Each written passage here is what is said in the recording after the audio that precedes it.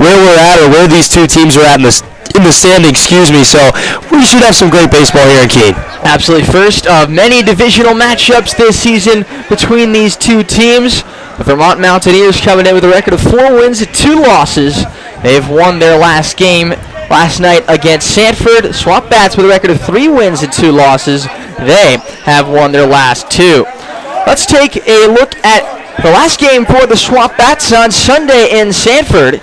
Keene went up 2-0 in the top of the second inning on Garrett Rice's long home run off the foul pole in left field, and that would be all the scoring for the entire game.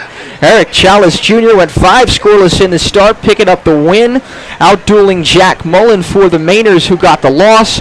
Will Newell pitched 3 scoreless innings, striking out 5 to get his first save of the season. In a game that took 2 hours and 25 minutes, SwampBats had 2 runs, 7 hits, no errors, and left 10 men on base. Mainers had no runs, 6 hits, 1 error, and left 8 men on base.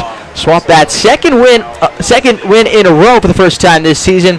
That brings them today to 3-2 after an off day yesterday. Noah, tell us about this last game for the Vermont Mountaineers. Yeah, well, the Mountaineers last night faced off in their second game at home against the Bristol Blues, who came to town, and the Mountaineers squeezed out a 4-3 win. It was a couple of runs in innings 5, 6, and 7 as the Mountaineers really just chipped away. It was small ball offense and able to drive in a couple of runs, and then the difference in that one was a solo shot that went 365 feet off the bat of Luke Canwell.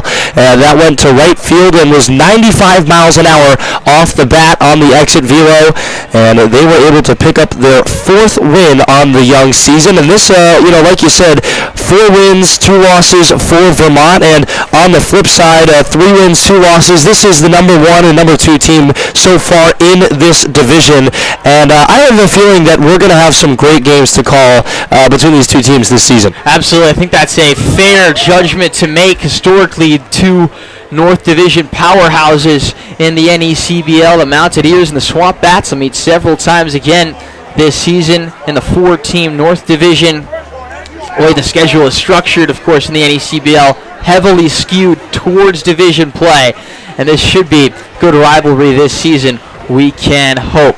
First place is on the line in tonight's game. Whichever team wins this one will end the day in sole possession of first place in the North Division by a half game. Vermont comes in at 4-2. Keene comes in at 3-2. Upper Valley is 3-2, but their game today got postponed. They're supposed to be hosting the Bristol Blues up in White River Junction. Last season, Noah, the Mountaineers had the better of the season series by a wide margin, 5 wins to just 1 for Keene in favor of Vermont last season, including the last 4 games in a row won by the Mountaineers. The overall series, though, Keene leads it 69-57, including 42-23 all-time here at Alumni Field. Now let's take a look at what happened in the NECBL yesterday, and then the standings where that leaves us today. There were 3 games in the NECBL yesterday. Mystic and Newport were postponed due to weather, but the Mountaineers beat the Bristol Blues 4-3. As Noah just talked about, the Mainers beat the Nighthawks in a North Division matchup 3-2 in Sanford, and the defending champion Sharks beat up the North Shore Navigators by a final score of 9-1. This is how the standings then look heading into this Tuesday night slate. Vermont atop the North Division at 4-2. Keene a half game back at 3-2. Upper Valley tied with the SwampBats. They're 3-2. Sanford is 2-3. In the Coastal Division, the Newport Gulls are 5-0, the only undefeated teams to this point. In fact, the only team with fewer than 2 losses to this point this season in the New England Collegiate Baseball League. The Martha's Vineyard Sharks are 3-2. They'll come here tomorrow. The Mystic Schooners and the Ocean State Waves tied for 3rd in the Coastal at 2-3. And the North Shore Navigators are 2-4. In the West Division, the Danbury Westerners are in front at 2-2. The Valley Blue Sox 2-3. The Bristol Blues are 2-4. And the North Adams Steeplecats are 1-3. Today's slate in the NECBL, the Blues and the Nighthawks got postponed, but still 4 other games all scheduled for a 6:30 first pitch, except for Valley and Martha's Vineyard, which is 6:35. Sanford visits North Adams. Newport visits Danbury. Mystic visits Ocean State. And the Valley Blue Sox visit the Martha's Vineyard Sharks. They took the ferry there, and they'll be starting at 6:35. So we should get a good out-of-town slate. We'll keep checking those scores now as the night moves on. Yeah, and any time that you head out to the Vineyard, it was a fun experience. I don't know if you've been able to do that just yet, but trip there planned. I'm excited though. Yep, it's always a great ride on that ferry, a beautiful ride out there. And sometimes one of the most interesting things about going out to the Vineyard is when you come back. Oftentimes the ferries have stopped running, and it's up to the fishing boats to get you back. And I'll tell you, I've had a couple of fun experiences with that. Well, get a little wet every once in a while, but we make it back in one piece, and that's always a fun team bonding experience. So for anyone that is headed out there, you'll enjoy it, to say the least. Looking forward to that. Valley Blue Sox are there tonight. Nice night for baseball. We were worried about the rain all day long, but pretty confident we were going to get this game in. That looks like the case, even though it is overcast today. 71 degrees, though, and no rain for the moment. Great crowd tonight here on Reading with Ribby night with the SwampBats. Vermont Mountaineers come in at first in the North Division, 4-2 under second-year head coach Mitch Holmes. And Noah, let's take a look at the Vermont Mountaineers lineup. Yeah, well, we'll look at the batting order here for the Mountaineers to start things off. It's Whitley hitting the leadoff. It'll be Cantwell, followed by him, and Rosso will be in the hole, followed by Butterworth. It'll be Toole, Garanson, Stokeham, Cox, and Williams. That will round out the order for the Mountaineers on the hitting order here in Keene. For the SwampBats, they come in at 3-2. They're second in the North Division under third-year head coach Sean McKenna. They have Aiden Korn leading off for the sixth straight game to start the season. Korn is in left field. Braden Horton, the Liberty Flames infielder, is the DH. He bats second. Blake DeLamourier is the right fielder batting third. Garrett Rice shifts over to first base. He hits cleanup. Matt Brown-Earing is in center field batting fifth. Ramses Cordova, the Winthrop shortstop, bats sixth. Brian Padilla from UConn makes his SwampBats debut. He's at second base. Jackson Owen does the catching for the fifth time this season. He bats eighth. Evan Goforth is the third baseman from Indiana University. He makes his SwampBats debut from the 9-hole. Cole Stallings is the starting pitcher for Keene, the 6'2", 215-pound right-handed pitcher from Stetson University.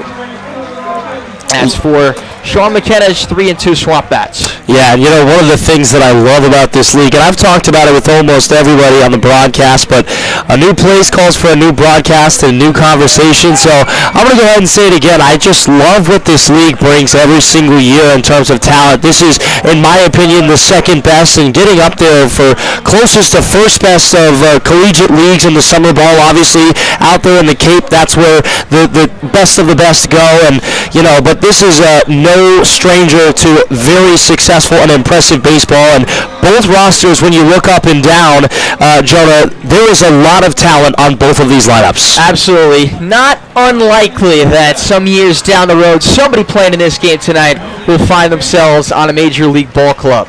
Yeah, very, very highly likely. As you mentioned, last year I was fortunate to do the broadcasting for the Vermont Mountaineers and had two guys, both from Lehigh University, Carlos Torres and Adam Retzbach. One went to the Orioles and one went to the Colorado Rockies. So the battery mates were able to take a trip to the MLB together, and we'll actually be opponents at some point. But a cool story, and always great to see those guys and what they're able to accomplish from here to the majors. Absolutely. Some high-level baseball on tap. Just a few moments from now here in Keene.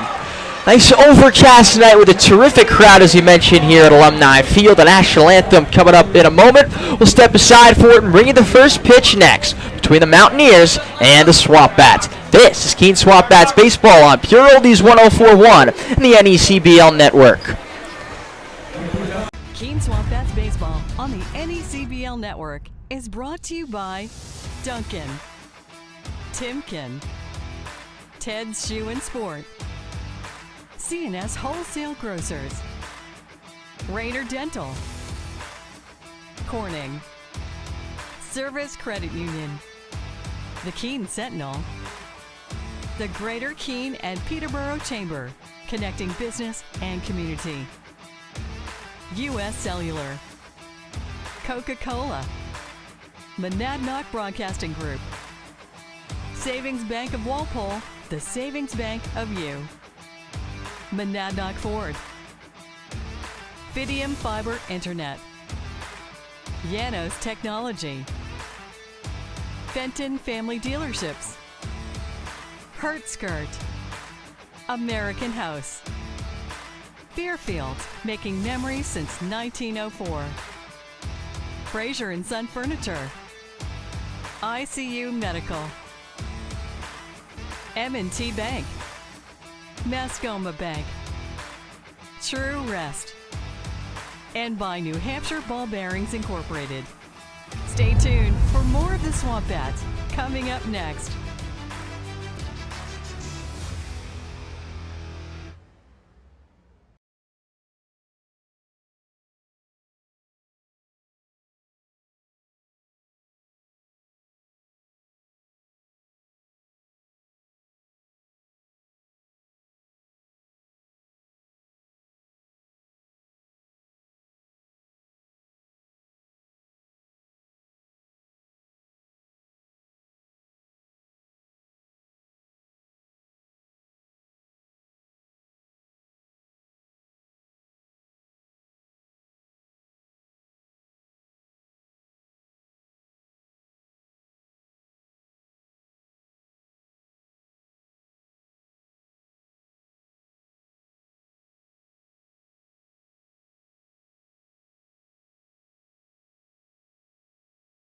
Here for this one, the Monadnock Youth Chorus just gave us a great rendition of the Star Spangled Banner, and we are just about ready to go for an on-time start here at an overcast Alumni Field. Absolutely packed house tonight, Noah.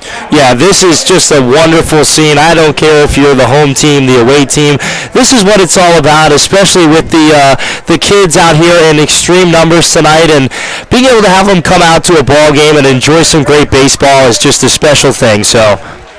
Absolutely. Reading with Ribby, one of the top community programs in terms of involvement that the SwampBats have. If you're not familiar with it, they get a lot of elementary schoolers from Keene and the surrounding area to participate in a reading program, read a certain amount every day, and all the kids that complete the program get to parade around the field as they did earlier tonight and will again tomorrow as part of the Reading with Ribby program that the SwampBats have. And it's always one of the more packed houses, and that's certainly the case tonight on a great night for baseball. The umpires for today's game, Sam Finn is behind the plate, Tim Barrett is the third base umpire, and Scott Pellerin is the umpire at first base. Cole Stallings out of the mound for Keene. He's already made one start this season. Opening night against Upper Valley, pitched 4 scoreless innings and a 6-4 win for the SwampBats. Gave up a hit and a walk. He struck out 3. Excellent start to the season for the big 6'2", 215-pound right-hander from Stetson University. The SwampBats are wearing purple tops tonight with white bands and black sleeves, black letters and numbers on the front and back of the jerseys trimmed in white, purple caps, black bills, the SwampBats logo on the front of the cap, and white pants for the home team. The Vermont Mountaineers are wearing black tops, trimmed in dark blue and white with gray pants, black caps, green bills, and the Vermont Mountaineers logo on the front of the caps. It's the SwampBats and the Mountaineers with first place on the line in this early season NECBL division tilt. Yeah, and that's always something, no matter what time of the year it is, it's always fun to battle and know that you have a chance to take first place because, I tell you what, even though it's summer ball, the fans, the people that make this all happen, the coaches and the presidents, whoever it is, and just in general, it's always fun to see two teams go hard at it, and we know that these are two teams that have done so for the entirety of their existence. And man, this is always a fun divisional matchup. And I tell you what, again tonight we're in for more. And this is for Keene SwampBats fans, this is a normalcy of a ballpark. Probably a lot of home runs here, and oh yeah, I've certainly seen my fair share of them here. And tonight it'll be very interesting to see how that plays out compared to the Vermont dimensions. I'm looking out in center field. It looks like 352 to dead center. It's 420 to dead center in Vermont, so a little different. Aaron Whitley swings at the first pitch of the ball game from Stallings. He fouls it off out of play to the right side at 6:33 p.m. The first pitch here tonight at Keene. Yeah, a lot of home runs. Officially 354 down the right field line. Doesn't play like it. 352 to center and 325 to left, but basically it's a hitter's ballpark in the extreme. No balls and a strike to Whitley, having a flaming hot start to the season. He lines one up the middle, base hit on the second pitch of the game. On at first with a leadoff single is the Vermont right fielder Aaron Whitley, who came in batting .538 on the young season so far. Yeah, Willie's one of those guys that Vermont is going to go to a lot tonight. He's been very successful in whatever he's done, and look for him to be aggressive on the base paths. A lot of speed. We see him beat out a lot of infield singles and even laying down a couple of bunts. Yeah, a lot of team speed for Vermont, including Whitley. He's already stolen 3 bases on the season. Here's Luke Cantwell, left-hand batting first baseman against the righty Stallings. He takes a strike in there. 0-1. The third base coach for Vermont is Jackson Raydell. The first base coach is Steve Bally. So they've got a runner on, nobody out here in the top of the first against Cole Stallings. Throw over to first, diving back in there safely is Whitley. With a count 0-1 on Luke Cantwell, who's batting .400 so far this season, 8 for 20. Runner goes, the pitch is high and going back to first base is Whitley. Either was bluffing the whole time or he just decided he didn't get a good jump. Yeah, oftentimes I've seen this Vermont Mountaineers team be very aggressive on their fakes, often get a lot of errant throws and different things, just force the pitchers to get a little rattled in situations they're normally very comfortable in. The 1-1 fouled over the press box on the third base side. 1 ball and 2 strikes. Santino Rosso, the third baseman, 2 up on deck for Vermont, who beat Sanford yesterday. SwampBats also beat Sanford on Sunday in their last game. An off day yesterday. 1-2 from Stallings. Way upstairs. 2 balls and 2 strikes. Yeah, and Cantwell last night quickly became the Vermont hometown favorite with a blast that we talked about before the game, but a solo shot was the difference in that game against Bristol last night. Another throw over to first. Closer play. Diving back in there. Safety, though, is Aaron Whitley.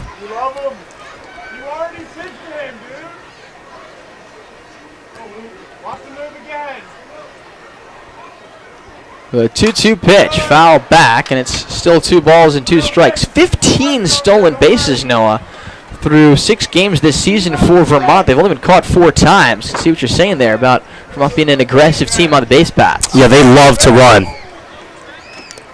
That's to say the least. 2 balls, 2 strikes on Luke Cantwell. And the runner goes. The pitch is high, 3-2. Throw down to seconds, a good one, and it goes into right center field. Heading for third is Whitley. Padilla, the second baseman, puts it in his pocket. Stolen base for Whitley. E2 on the throw. 4th stolen base of the season for Whitley. 15th error the SwampBats have made this season defensively after they had their first errorless game on Sunday. Runner with third with nobody out here. At the top of the first, it's a full count on Cantwell as the SwampBats keep the infield back. The 3-2 swung on and missed strike 3. Got him with a high fastball at 90 miles an hour from Cole Stallings. 1 big out for Keene. Still a runner at third base. And it looks like the SwampBats will still keep the entire infield back. Concede a run on a ground ball to Santino Rosso, the third baseman. Yeah, and Cantwell certainly frustrated with himself there. He knows that's a pitch that he can hit, and he's hit a lot of those pitches. And now it's up to the switch hitter from Hofstra to try and drive in the run. Rosso batting .222 on the season with 1 RBI. He's got a chance for another here. Swings and misses at the first pitch fastball, 0-1.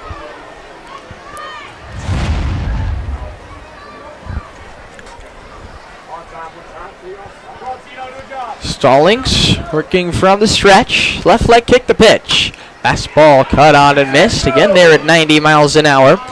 And he's ahead of Oroso. No balls at 2 strikes. Let's take a look at the SwampBats defense. Jackson Owen is behind the plate. Garrett Rice is at first base. Brian Padilla in his SwampBats debuts at second base. Ramses Cordova has been at shortstop for all the games this season. And remains so. Evan Goforth is at third base for Keene. The 0-2. Swing and a miss. Got it with another elevated fastball. 2 strikeouts on 2 light pitches here in the top of the first from Cole Stallings. Still standing at third base is Aaron Whitley. Yeah, and that's been the downfall of the Mountaineers this season so far, Jonah, is they've been able to get a lot of runners on the base paths, but they haven't been able to get them in as successfully as they like to and are capable of. This is a lot of situational hitting that is now going to come into play here for Vermont. Here's the second baseman, Brendan Butterworth, batting .368 on the season with 3 runs batted in. And the right-hand batter takes a breaking ball outside, 1 ball with no strikes. Out of break on that one from Stallings. Off the outside edge, laid off by Butterworth. Left to right in the outfield for Keene, Aiden Korn, Matt Brown-Earing, and Blake DeLongmelier. A 1-0. Fastball at the top of the zone, called strike. 2 outs, runner at third, no score in the top of the first here at Alumni Field in Keene in front of a packed house on this Tuesday night. Reading with Ribby night. 1-1. Up and away. 2 balls and a strike. Another breaking ball there from Cole Stallings, who pitched with the SwampBats successfully in 2021. Pitched in the Cape Cod League last summer. The senior righty from Stetson. 2-1. Fastball outside. 3-1. Snapped by Jackson Owen, who's got 5 of the 6 starts behind the plate for the SwampBats this season, and he's done a very good job. I should say 4 of the 5. Well, 5 of the 6 counting today, and he's done a very good job defensively. 3 balls and a strike. The pitch. Fastball down and out. Ball 4. Butterworth aboard. Runners at the corners here with 2 outs in the top of the first. Yeah, you know, that's a little interesting. We saw the off-speed a lot more in that at-bat, and it was interesting to see him go to that after he retired 2 batters with pretty much strictly that fastball sitting right at 90 miles an hour. We saw it in the last pitch there. It missed well high and outside, and now runners on the corners early on here with 2 away for Vermont. Another left-hand hitter at the plate, Marshall Toole, a left fielder, batting .267 on the season with 3 runs driven in. Butterworth has stolen 2 bases. He's the runner at first. Interesting to see if Vermont tries that. He's also been caught twice. Of course, with 2 outs, that's a risk. With the runner also at third, not going. Toole takes a strike on a fastball, 0-1. Another big jump there from Butterworth. Didn't go, but again, really trying to get this Keene offense, or rather defense, my apologies, to think twice about what he's doing over there. And it's a Keene defense surrounding a little bit more into shape today. Ball in the dirt, blocked by Owen, 1-1. Keene had quite a few guys out of position for the first 5 games of the season, but they've got a few more players coming in. They'll have some more position players coming in. Should be this week. Highlighted by Devin Taylor, who's scheduled to come in on Friday, the Big Ten Freshman of the Year with Indiana. The 1-1 is looped to the left side, waiting for it, and making the catch is Evan Goforth to retire the side here in the top of the first, as Vermont had a runner at third base with nobody out, but could not capitalize. No runs, 1 hit, 1 error, 2 left. We go to the bottom of the first. It's Vermont 0. The SwampBats coming to bat. Pure Oldies 1041 and the NECBL network. At M&T Bank, we believe in the power of together. Together, we can help your business grow. Together, we can move communities forward while giving back. Together, we can help your family spend more time on what matters most. And together, we can achieve more than ever before.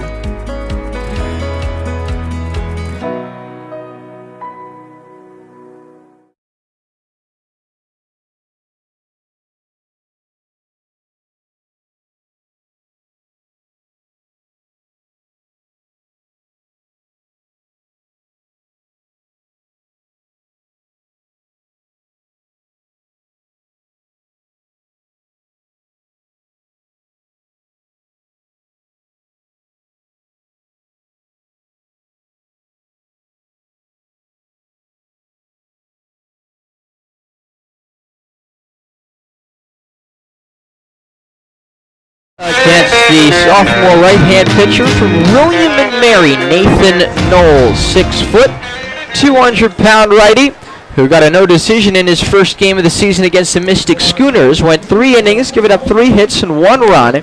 He walked 1 and struck out 2, and that is only appearance of the season so far. Nathan Knowles pitched 65 2/3 innings for William and Mary this spring in 17 starts, 20 games overall. He went 5-5 with a 3.43 ERA, 30 walks and 70 strikeouts in 65 2/3 innings pitched. Yeah, and this is a guy that the Mountaineers are excited to bring back out. Knowles on the bump for the second time this season. The Mountaineers have used a lot of pitchers, which is often the case in the early goings of the NECBL season. You want to see what guys are capable of, and of course there's that innings limit, so you want to save those guys for as long as you can, but also make sure that everybody gets an opportunity to show their stuff here. Yeah, absolutely. At the beginning of the season, from a coaching vantage point, just trying to figure out what you've got. Guys coming to the team from all over the country. Aiden Korn leads off against Nathan Knowles. He takes up and away. 1 ball and no strikes. Aiden out of Pasco, Hernando State in Florida. 278 hitter so far this summer with 4 RBIs and a 480 on base percentage. As he fouls one away. 1 ball and 1 strike. No score. Bottom of the first here in Keene.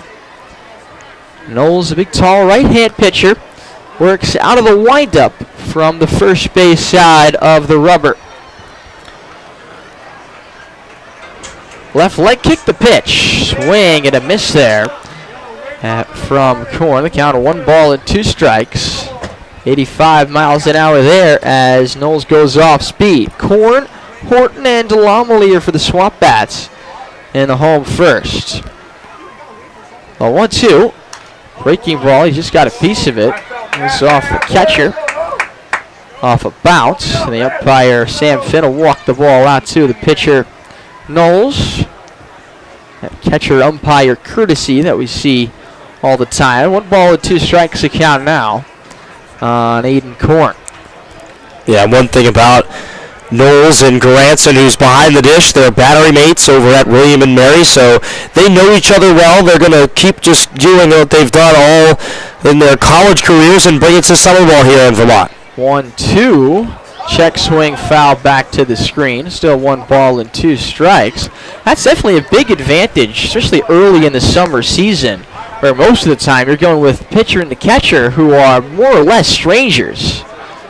We've already seen a handful of cross-ups, wild pitches this season. Conferences, because of that, it won't be an issue here as long as Knowles is in the game. Swing and a miss, strike 3. 93-mile-an-hour fastball from Nathan Knowles to strike out Korn. 1 out in the bottom of the first for Braden Horton. Yeah, big strikeout there for Knowles. Nice job. Went right after him with that fastball. Blew it by him, and we've seen both pitchers be effective with the fastball early going. Horton out of Liberty, hitting 133 on the season, but with a very good on-base percentage. He's walked a lot, on-base percentage of 435. He started all the games, and he waves and misses at a pitch up and in, a breaking ball at 81 from Knowles. 0-1 the count. Yeah, right there. It looks like he tried to hold back, actually. Just a little bit of a hesitation swing from Horton. But, you know, you mentioned this, and it's pretty impossible to miss his numbers in the walk category. He's been fantastic. Such a patient hitter in that lefty's batter's box. The 0-1, fastball high, 1 ball and 1 strike. The defense for the Vermont Mountaineers. Goranson is the catcher. Cantwell at first, Butterworth at second, Cox at short, and Rosso at third. Toole, Williams, and Whitley left to right in the outfield. 1-1. And the dirt, 2 balls and 1 strike. On Braden Horton with Blake Delamalee to follow, and a scoreless bottom of the first. 1 out, nobody on. Casey O'Brien coaching first for Keene. Sean McKenna, the head coach, is at third. 2-1. Caught on and missed. 92 there. Yeah, both these coaches returners into the NECBL. McKenna in his 3rd year, Mitchell Holmes in his 2nd year, and neither are strangers to success. Absolutely not. The 2-2 pitch, caught on and missed, strike 3, 94. out of the right hand of Nathan Knowles. He struck out the first two SwampBats in the bottom of the first. Yeah, and if you're Knowles, this is exactly what you want. You go out, you start the game off with two big strikeouts. And again, we talked about this pregame, but this is a hitter's park to say the least. So strikeouts are your best friends. Strikeouts and ground balls are you're going to be, because sometimes you say, normally you can say fly balls are going to be your best friend, but today a fly ball might leave this park. Not here, not all season long at Alumni Field. 77-mile-an-hour curveball swung on and missed. As DeLongmelier was fooled, 0-1. Blake hitting 190, but with a home run on the season. And the 0-1 is off speed. Another swing and a miss. And the count, no balls and 2 strikes. So DeLongmelier, the .292 on base percentage so far this season for the Jacksonville outfielder. The 0-2. Breaking ball, hammered to right center field, sending Whitley back, track, wall, gone! Blake DeLongmelier puts the SwampBats up with his second home run of the season in the bottom of the first. And you knew that one was gone off the bat. An 82-mile-an-hour hanging breaking ball. And Blake DeLongmelier makes no mistake. It's 1-0 SwampBats.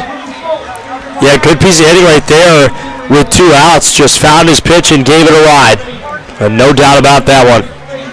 Certainly not here at Alumni Field. That probably is a home run at most ballparks. And here, a no doubter from Blake DeLongmelier.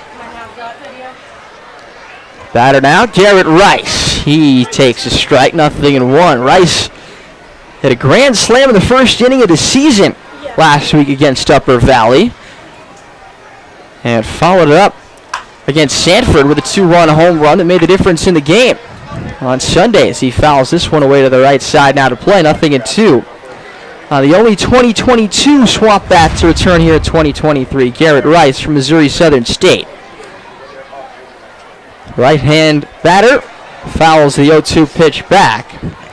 Count remains no balls and 2 strikes. After back-to-back strikeouts from Knowles, DeLongmelier opens the scoring with a homer to right center field, but it might not be the only home run of the evening. Something tells me probably not. 1-0 SwampBats. Winds up, and the 0-2 from Knowles. Fastball high. And the count 1 ball and 2 strikes with Matt Brown-Earing waiting on deck. Knowles into the wind. His 1-2. Swing and a foul tip held onto by Garanson. Fastball at 92 miles an hour. And Nathan Knowles has struck out the side in the bottom of the first. But Keene gets a run on a hit, a home run by Blake DeLongmelier, his second of the season, to put the SwampBats up 1-0 as we go to the second. This is Keene SwampBats baseball on Pure Oldies 104.1, the NECBL network.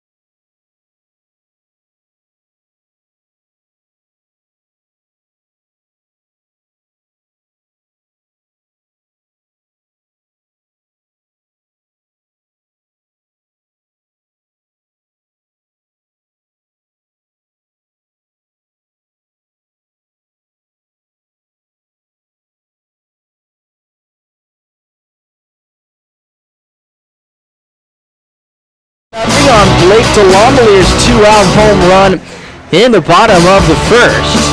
So Cole Stallings, who worked around a single, a stolen base, and a throwing error to strand Aaron Whitley on third base in the first. Stake to a lead as he's out for the top of the second inning. Again, 6, 7, and 8 in the Vermont batting order. Nathan Goranson, Nate Stoka, and Tyler Cox.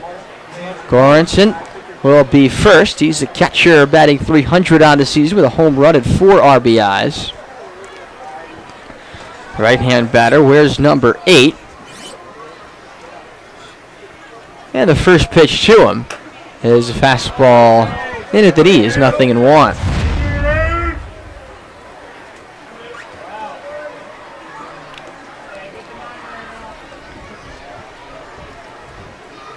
The 0-1 to Goranson. Breaking ball in there at 78. Strike 2 called. And Cole Stallings looking good early. After a scoreless first, ahead 0-2 on the first batter in the top of the second. Winds up in the 0-2. Swing and a miss. Got him with 88 miles an hour. Fastball elevated out of the strike zone for his third strikeout of the afternoon, matching what he had in 4 innings against Upper Valley on opening night. And some good pitching here from both sides. Obviously, that solo shot, the difference in this one so far, but both pitchers going to the strikeout early. So here's Nate Stillcomb, DH, hitting 182 on the season. First pitch to the left-hand batters, in for strike, 0-1. Stillcomb with no homers and 1 RBI. A lot of left-hand bats against the righty Cole Stallings. The 0-1, breaking ball over for strike 2. All the position players available on the bench for Vermont are righties, and so he stacked the order with lefties. The 0-2 from Stallings, foul back at 90 miles an hour, still 0-2. No, these two teams, two of the premier organizations in terms of success over the history of the NECBL. They combined for 8 championships. The 29-year history of the league, as this one is on the ground at first, bobbled by Rice, but he picks it up in time, takes it to the bag himself, waving off the pitcher Stallings for out number 2, and that'll bring up Tyler Cox. Yeah, Stillcomb grounding there, a little bit of a bobble at first, and not so much that Rice couldn't handle it himself and get back over to the bag in time, as Stillcomb, one of 2 guys from Western Carolina, as Buttersworth is the other guy, and now we'll see Tyler Cox, the Dartmouth guy. Cox hitting 182 for the season as well, right-hand batting shortstop, and he takes a strike at the knees, 0-1. Rice finally back at his familiar first base position after he had to play out of position at second base for the first 5 games of the season. The 0-1, breaking ball on the ground is short. Cordova up the middle field, shuffles, throws in time for out number 3. A 1-2-3 top of the second inning for Cole Stallings. We go to the bottom half. It's 1-0 Keene. This is SwampBats Baseball on Pure Oldies 104.1 in the NECBL network.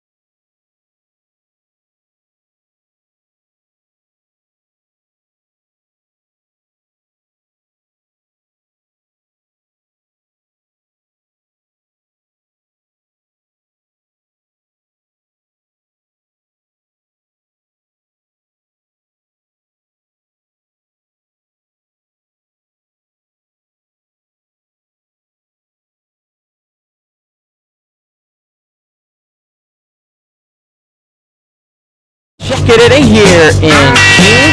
SwampBats up 1-0 on Blake Delamalee's home run. 5, 6, and 7 in the Keene batting order here. Bottom half of inning number 2, starting with the Stony Brook center fielder Matt Brown Earring, right-hand hitter. Then Ramses Cordova, the shortstop from Winthrop. And Brian Padilla will get his first plate appearance of the summer after participating in the NCAA regionals with UConn. very big for Keene.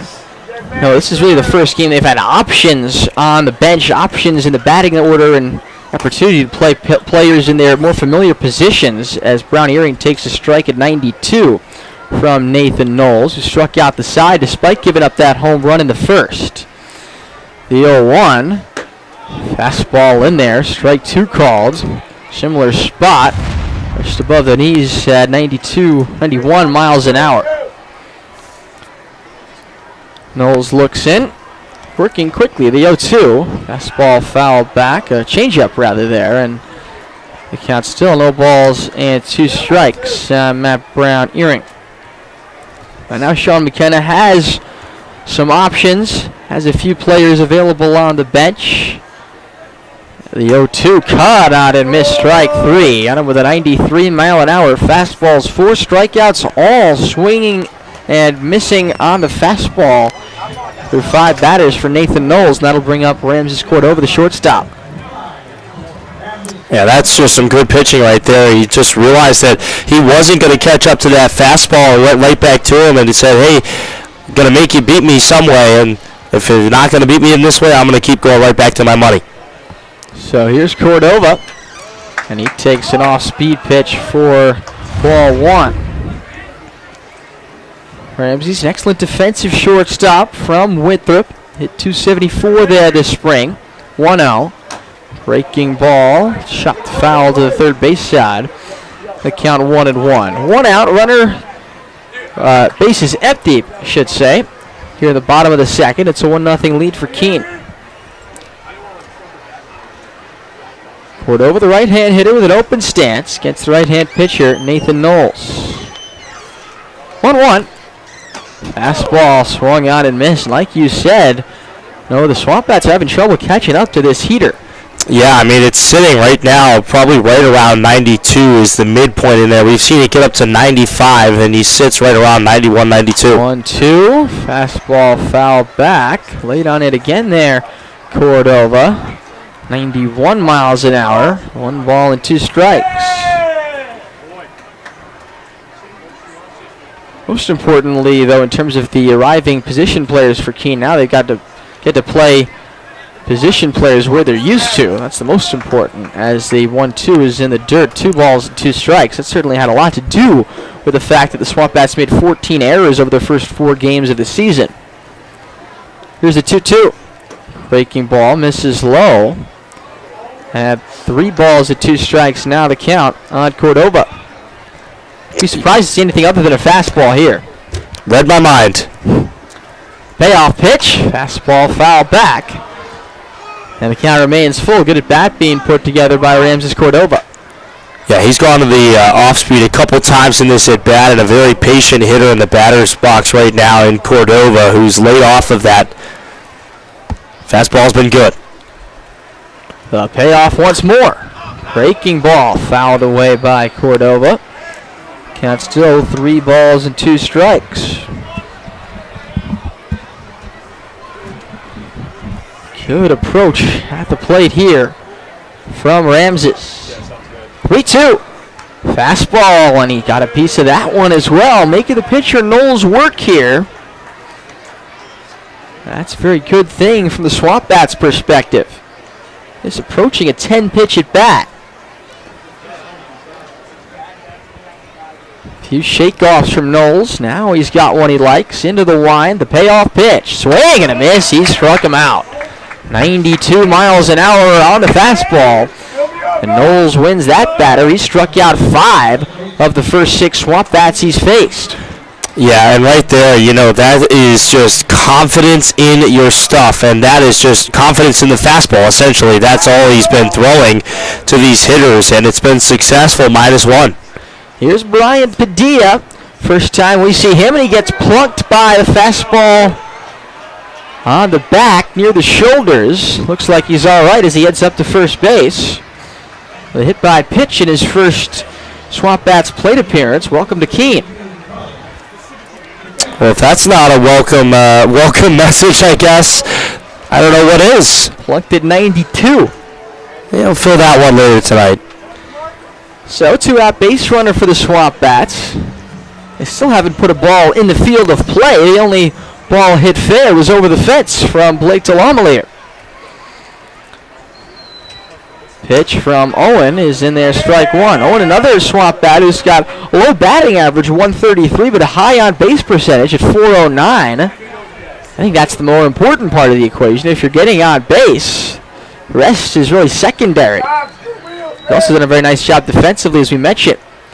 The 0-1 pitch, breaking ball in the dirt, blocked by Goranson. 1 ball and 1 strike.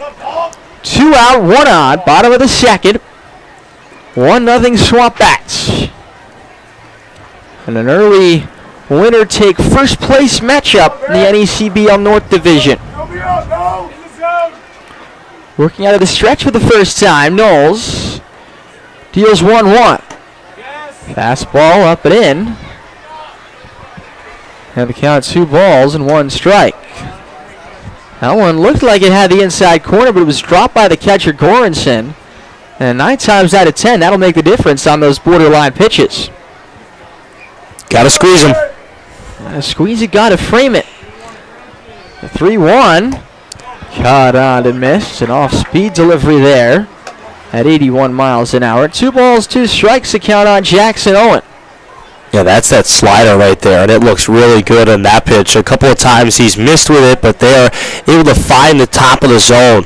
2-2, fastball taken, strike 3 called on the outside corner. What an impressive start to the evening from Nathan Knowles. The Vermont Mountaineers pitcher who's faced 8 batters and struck out 6 of them. Strikes out the side again in the second. No runs, no hits, 1 left. We go to the third, 1-0 Keene. This is Swamp Bats baseball on Pure Oldies 104.1, the NECBL network.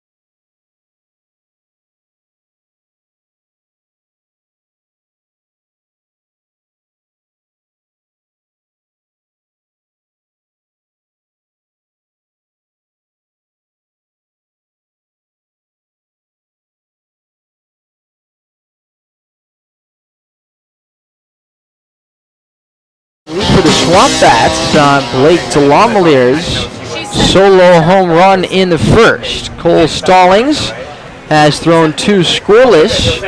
He's now thrown 6 scoreless innings on the season so far. The righty out of Stetson. He'll face TJ Williams, Aaron Whitley, and Luke Cantwell. 9-1-2 here in the top of the third for Vermont. And how often can you say as a pitcher that you've recorded 6 strikeouts through 2 innings and somehow your team is trailing through 8 batters faced? Yeah, that's the case right now for Mountaineers starter Nathan Knowles, who's made 1 mistake.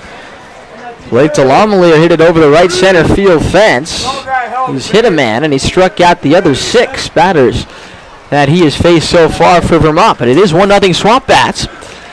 As Williams, the right-hand batter, swings and hits one high in the air to shallow left field near the line. Korn coming in, reaches up, makes the catch in shallow left for out number 1. 1 pitch, 1 out in the top of the third for Cole Stallings. Yeah, TJ Williams, the Notre Dame guy, still searching for that first hit. And the Mountaineers, who had runners in scoring position, it was 2 of them.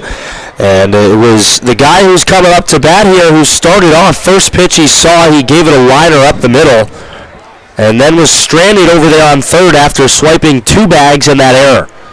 Pitch taken on the outside corner. Strike 1 from Cole Stallings. That's the breaking ball from Cole, 79 miles an hour. The 0-1. Big looping curve in there. Strike 2 on the outside corner. And Cole Stallings has been doing a really nice job getting ahead in count so far. Lined up in the 0-2. Swing and a foul back as Whitley just got a piece of it. Count still no balls and 2 strikes. Yeah, Whitley singled, stole second, went to third, and a throwing error by Owen on that steal of second. Was there with nobody out, but did not score. Next 2 batters struck out for a walk and a looper to third. 0-2, way upstairs. That fastball got away from Stallings. 1 ball and 2 strikes. Yeah, waste pitch there that got almost a little too much away from him. But nice job again by the catcher, who's done a good job this entire season. Owen behind the dish. The 1-2. Breaking ball on the ground off the glove of Stallings, who stops it, picks it up, throws to first in time. 2 men away. Nice job by Stallings to field his position and get the second out. Might have been a difficult play there for one of the middle infielders on a softly hit ground ball back to the pitcher. Went off Stallings' glove, but he looked for it and it was right underneath him. Picked it up through to first for the out. Never as easy as it looks when you're a pitcher there throwing to first. Here's Cantwell, left-hand batter. Big hack and a foul back. An 84-mile-an-hour slider from Stallings. And you can tell Luke Cantwell is hungry right now. That was his pitch. That's about as middle as it's going to get. 84 miles an hour. That was his pitch to take a crack at. Right down the chute. 0-1, looping curve at 76 off the outside corner. And the count 1 ball and 1 strike with Santino Rosso on deck. 1-0 SwampBats. 2 outs and nobody on at the top of the third for Vermont. The 1-1. Fastball, little bit high, borderline pitch, and it's 2-1.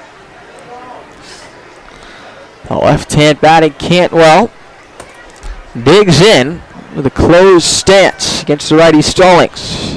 2-1. Rip and a tip into the mitt of Owen, a 90-mile-an-hour heater, 2-2. Points the bat toward the pitcher. Now gets into his stance. Into the line, the 2-2. Foul back. Still 2 balls and 2 strikes. And one thing that Luke Cantwell does is the pregame routine, or pre-pitch routine, I guess I should say, but he lives religiously by it. It's the same routine every single time and goes at his own tempo. Here's the 2-2. Foul back on a slider. Still 2 balls and 2 strikes. And how about the home plate umpire Finn behind the dish tonight doing a lot of tossing back? Normally you kind of see that, just give it to the catcher will throw it back, but he's getting a workout in back there. 2-2. Breaking ball in there, strike 3 call. Got it with a curveball that was in the strike zone. And Cole Stallings has retired the last 7 Mountaineers. That's his 4th strikeout in 3 scoreless innings. 1-2-3 go Vermont in the top of the 3rd. We go to the bottom half. It's 1-0 Keene. This is Keene SwampBats baseball on Pure Oldies 104.1 in the NECBL network. Welcome to Hurt Skirt or Just Hurt. Our first contestant is suffering from knee pain from a recent running incident. What do we think, audience? Hurt Skirt or Just Hurt? Why not try Hurt Skirt? Make your recovery hassle-free with Hurt Skirt, a patent-pending, stretch-to-fit, hot-cold therapeutic sleeve, proven to stay cold longer and still remain completely mobile. Drop the ice, skirt the hurt.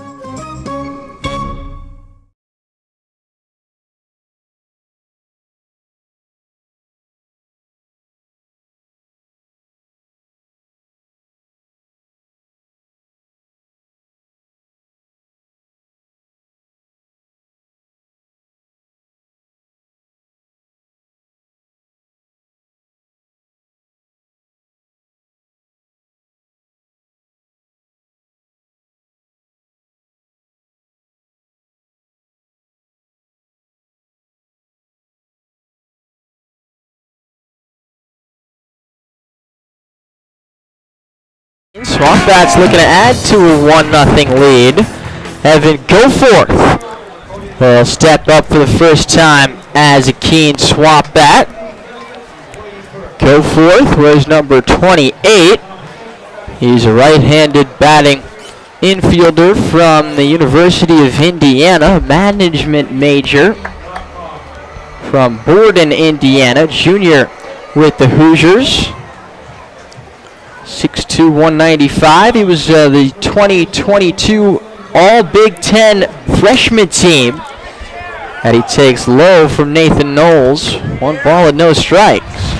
Knowles has faced 8 batters, given up a home run and a hit by pitch, and he struck out the other 6.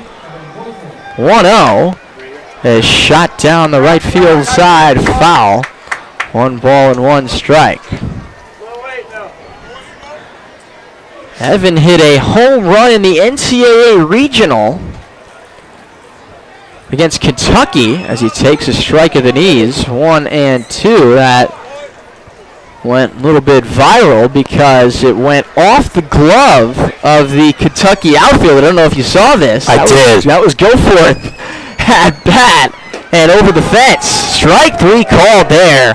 Good fastball at the knees. 7 strikeouts, 1 time through the order for Nathan Knowles, who has been super impressive. Yeah, he's been really good, and obviously really just that one mental lapse. And again, 355 feet, so that's a well-hit ball, but in some ballparks that stays in, and just that's one you wish you could get back. Yeah, 355, the official distance on the homer from DeLawmelier. Like you said, to right center. It may not be a home run in all of the NECBL ballparks, but it is here. That's what matters as Aiden Korn takes called strike 1. Got to play your field, so to say. The 0-1, another fastball. That's a cutter, actually, from Knowles. Good cutter there at 86 miles an hour. And the count 0-2. Knowles nods, winds up the 0-2. Is fouled off to the right and out of play. And a lot of kids are going to chase after that ball here on Reading with Ruby night. Definitely the biggest crowd of the season so far. Not too many empty spots in the grandstand or really anywhere around the playing field. 0-2 holds on the ground foul as Korn tries to get in front of the fastball, and it does. 0-2, still the count on Aiden. Yeah, and that foul ball, I thought we were going to see Dad down there try and make a barehanded grab. He was reaching up for it. I was ready for some excitement maybe, but 0-2, breaking ball in the dirt. Did he go? No, he did not, according to the first base umpire, Scott Pellerin. You've got velocity and control as Knowles has. This is very hard to hit. Winds up in the 1-2. Another fastball. This one misses way outside. Wasn't way outside if you ask the Mountaineers dugout down below us. 2 balls and 2 strikes. And a very animated group of guys down there this year. We've got the strike zone sensor. That was way outside. Here's a ground ball up the middle, base hit in between the 2 middle infielders for Vermont. Second base hit of the game for Keene. Single on the ground for Aiden Korn, the leadoff man. Now a 1-out base runner for the SwampBats in the home third as they lead 1-0. Here's Braden Horton. Yeah, good piece of hitting right there. Found a hole and drove it right there. And now with 1 away, a base runner aboard here for Keene, and now just becomes even a little bit more dangerous. Horton, a left-hand batter, first pitch, fastball away, 1 ball and no strikes. See if the SwampBats have a little more success second time through the order. See if they can catch up to this hard velocity from the right-hander from William and Mary, Nathan Knowles. 1-0. Breaking ball on the inside corner, 1-1. And that's crazy right there. That breaking ball at 73 miles an hour. And we've seen him work all the way up to 95 on that fastball. Quite a range. And a 20-mile-an-hour difference from the sophomore from Arlington, Virginia. Throw over to first, and back standing there is Aiden Korn. Ball and a strike. 1 on, 1 out, 1-1 the count. 1-0 SwampBats in the third. There's a breaking ball outside. 2 balls and a strike. Blake Delamalier, who accounts for the game's only run, is on deck. Rolls, turns, looks at first. That's above the belt, the 2-1. Swing and a miss. 2 balls and 2 strikes. For the first time tonight, let's take a look at the out-of-town scoreboard in the New England Collegiate Baseball League. Danbury Westerners out to an early lead against Newport Goals, 4-1. If they can hang on, they'd hand the Gulls their first loss of the season. 2-2 pitch. Line toward right, base hit. Toward the line. Rounding second, heading for third is Korn. Holding out at first after return is Horton. It's back-to-back singles for the SwampBats with 1 out in the third. And here comes Blake Delamalier. And another good piece of hitting right there down that right field line. And shaded to the left over there in right was Whitley on that. And he took a minute to get over there. No damage quite done just yet, but again, Keene knocking on the door. Easy for Aiden Korn to get from first to third there. And here's the speedy Delamalier. So the double play, not a massive concern unless it's rocketed right at an infielder. With 1 out and runners at the corners. Just love to put this one in play.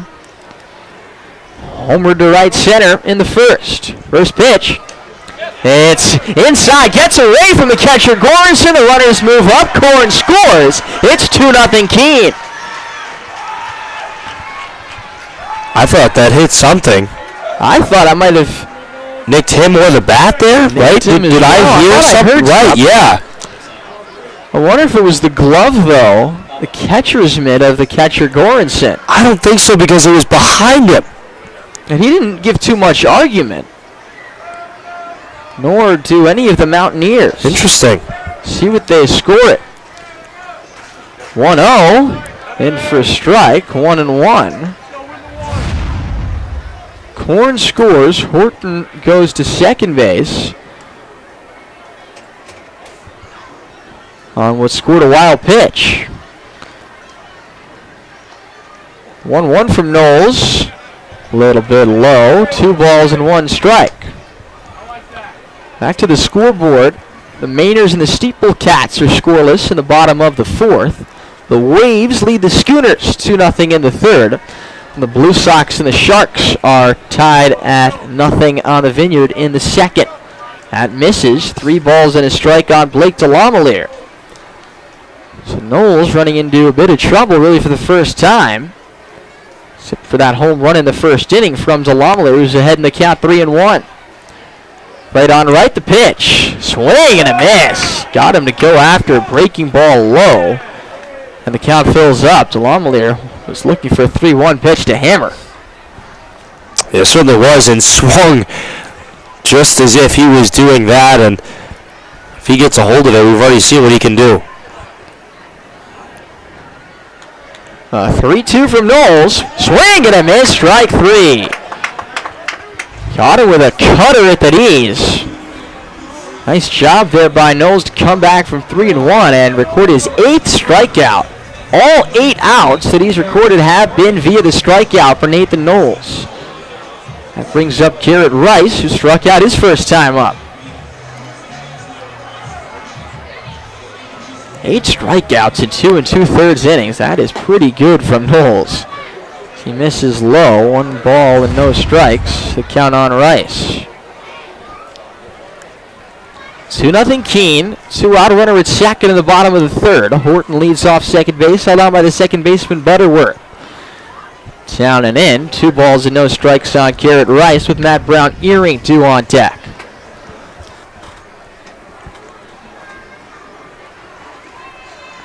Knowles shakes off his catcher now. He's got one. Set just above the belt. Left leg kick, 2-0. Taken high.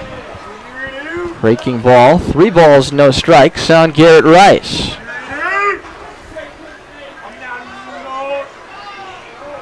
Set at the belts. 3-0. There's a strike. Took a little bit off of that at 88 miles an hour from Knowles. It's nice when you can do that. You throw 92, 93. Yeah, just showing them a little bit something different. Make sure you're getting in the zone, unless that's right there. That's going to stay on the shoulder. Strike called on the outside corner with the knees with a breaking ball, and it's 3-2 on Rice. He was starting his way to first base, but a good pitch there on 3-1.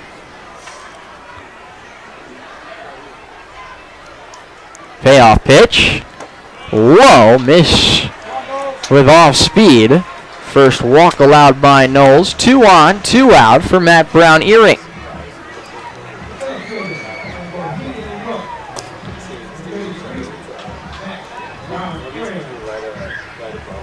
And looks like going to get a quick meeting on the mound here as, again, the infield just want to talk a couple of things over here. And, again, we talked about this just a few moments ago, but it has been a strikeout night as 8 have come from Knowles already. Just a couple of small bumps and not enough to score 2 runs for Keene. And this is where you just want to go out, calm your pitcher down, talk to him, and for the infield, just talk some strategy about what do you want to do here. Absolutely. The batter now will be Matt Brown-Earing with 2 on and 2 out.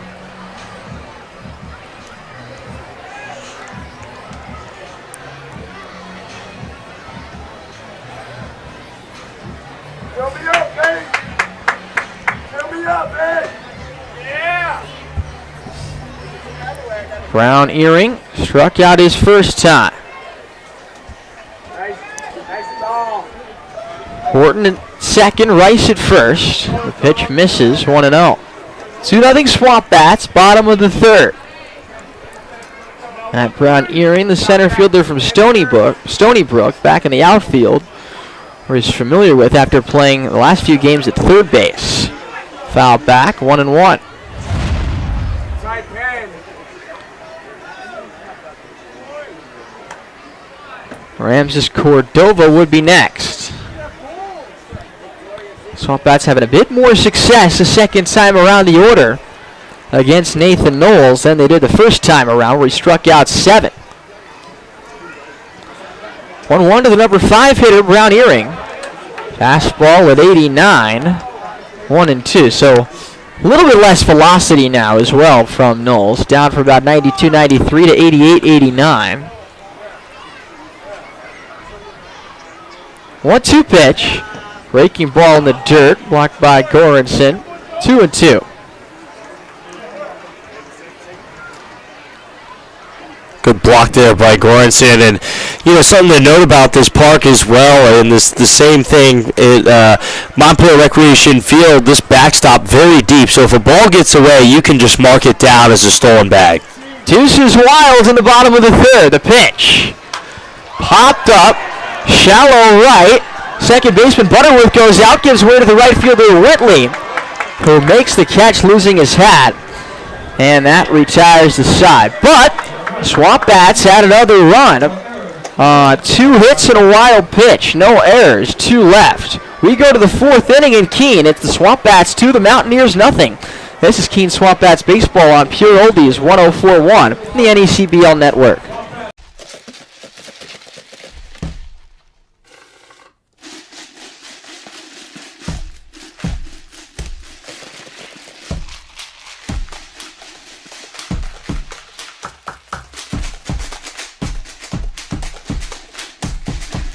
Watch me do my thing. I said, watch me do my shake, shake.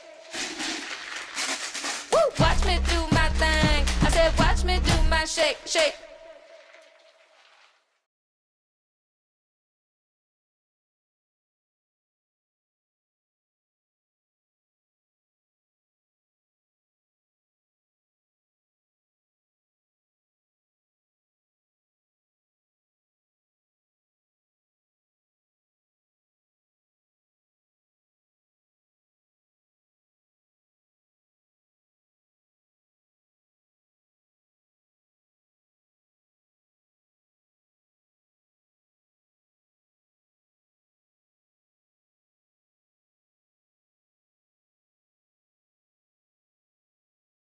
Left on base in the first 3 innings for Vermont.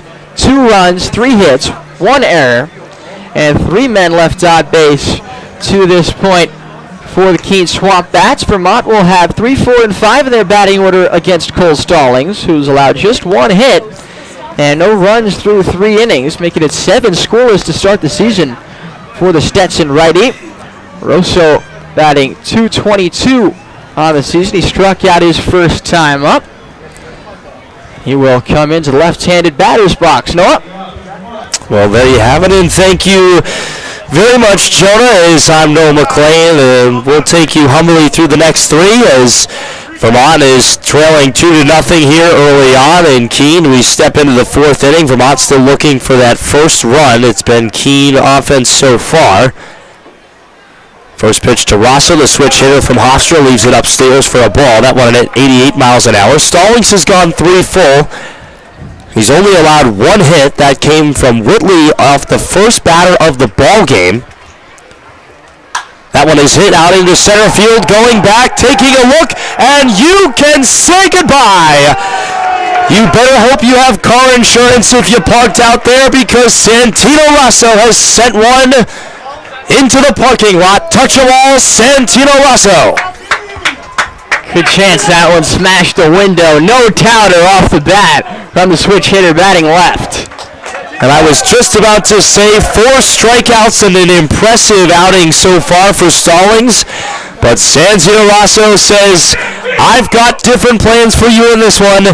And the first batter of the 4th inning sends a solo shot to make it a 1-run ball game here in Keene. Brandon Butterworth steps in from the right side, the Western Carolina guy, as he takes a first pitch strike on the outside edge. That one the off speed at 79. So it's now 2-1 SwampBats. A 1 pitch is fouled up, and that'll go back towards the grandstand. Again, Keene in that purple and black uniforms, and Vermont in their black and gray uniforms here as they travel to beautiful Keene, New Hampshire. And we're lucky that we have baseball tonight. I know it's raining in a lot of places, but we got good NECBL action for you as that one well upstairs. And the count will go to 1-2 here. Butterworth walked in the first inning, the only walk allowed to this point by Cole Stallings. Stallings is ready. Butterworth awaits. And the pitch. There's a ground ball. Chopped third base side. The shortstop will field a long throw. Butterworth is there, and he stretches out an infield single. Yeah, good stretch there by Garrett Rice, the first baseman. Umpire Scott Pellerin didn't signal off the bag. Think that Butterworth just beat it out. Only play there really would have been for Goforth to be able to cut it off. Was just unable to. And Cordova did all he could. Yeah, that's been a theme for the Mountaineers, is being able to generate offense. Again, you talk about, obviously, the long ball is helpful, but small ball baseball can help you out just about getting on base, that money ball mentality. As the first pitch is upstairs to Toole, the lefty. He's 4 for 15 on the season, 3 RBIs, 266 coming into this one. He's 0 for 1 today. Stallings takes a long look in. He's got his sign and delivers. Swing and a miss. A healthy hack came up empty on a 90-mile-an-hour fastball that was up and away. And if you have been with us, you know that this is a phenomenal crowd here in Keene. If you haven't, well, folks, you are certainly experiencing one of the biggest crowds of the year. It is a special night for those many elementary school students and their families who I had a couple of opportunities to give some high fives and say hellos to before the game. Did you say hi to Ribby? I don't know who that is. Ribby? You don't know who Ribby is? We're going to have to change that. 1 ball, 1 strike. Another check back over to first. Butterworth dives back in there safely. And the Mountaineers dugout out here fully animated going on as a 1-1 count is still waiting. Toole from the left side. No, Ribby is our mascot here. SwampBat. Okay. At Alumni Field. That's what I thought, but I didn't want to make any wrong assumptions as that one just misses. upstairs. It was a good framework on the off-speed. And the count goes to 2-1. Ribby's the star of the night here. It's reading with Ribby. Butterworth takes his lead. Toole fouls it away, and that goes to the backstop. Again, if you're just joining us, thank you very much for tuning in and choosing to spend your Tuesday night here with us on 104.1 Oldies and the NECBL network. 2 balls, 2 strikes. Nobody out. Buttersworth off of first. The pitch. That's upstairs, and the count will go full. Breaking ball there from Stallings and a big pressure 3-2 pitch coming up. See if Butterworth takes off first base with nobody out. A lot of speed on the base pass in Butterworth, and they're going to be aware. They've read the scouting report as that's the 3rd time that they've checked back over to Butterworth in this at bat. If this were MLB, that would be a balk. The payoff pitch. Stallings looks in. He's got his sign. Butterworth checks. This one is popped up left side, and that'll go out of play. So we'll have to do it at least one more time.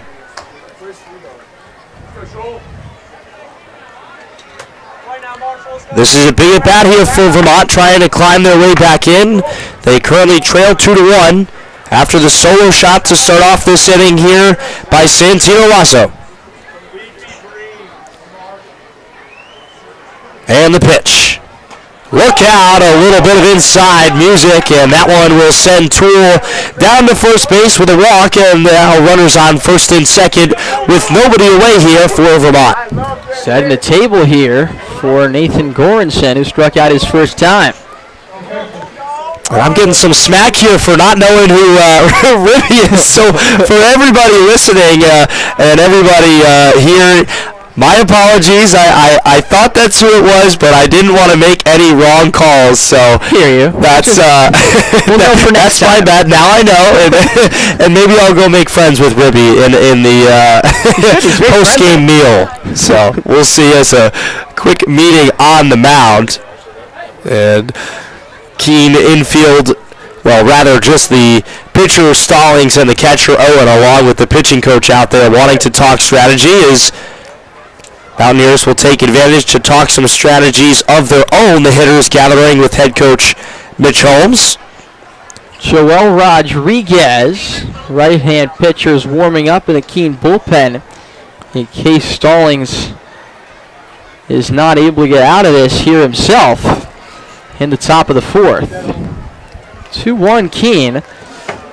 First and second, nobody out for Vermont.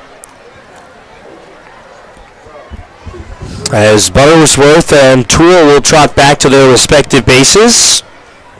It's Goranson stepping in from the right side, the catcher today for Vermont from William and Mary. A long look in, Stallings checks the runner at second, a long look there. And now we'll come home. That one is ripped down the third base line and fair, as they're going to send Buttersworth home. Here's the play at the plate. It is cut off and not in time, as Buttersworth will score, and the Mountaineers have tied it up. They ripped down the left field line off the bat of Goranson. Goforth tried to snag it, but an RBI single for Goranson ties the game at 2. As Toole stops at second base. And that was off the glove. You're absolutely right there of Goforth, who made an excellent jab at it. Just couldn't quite get up there. And now the Mountaineers continue to threaten here in the 4th.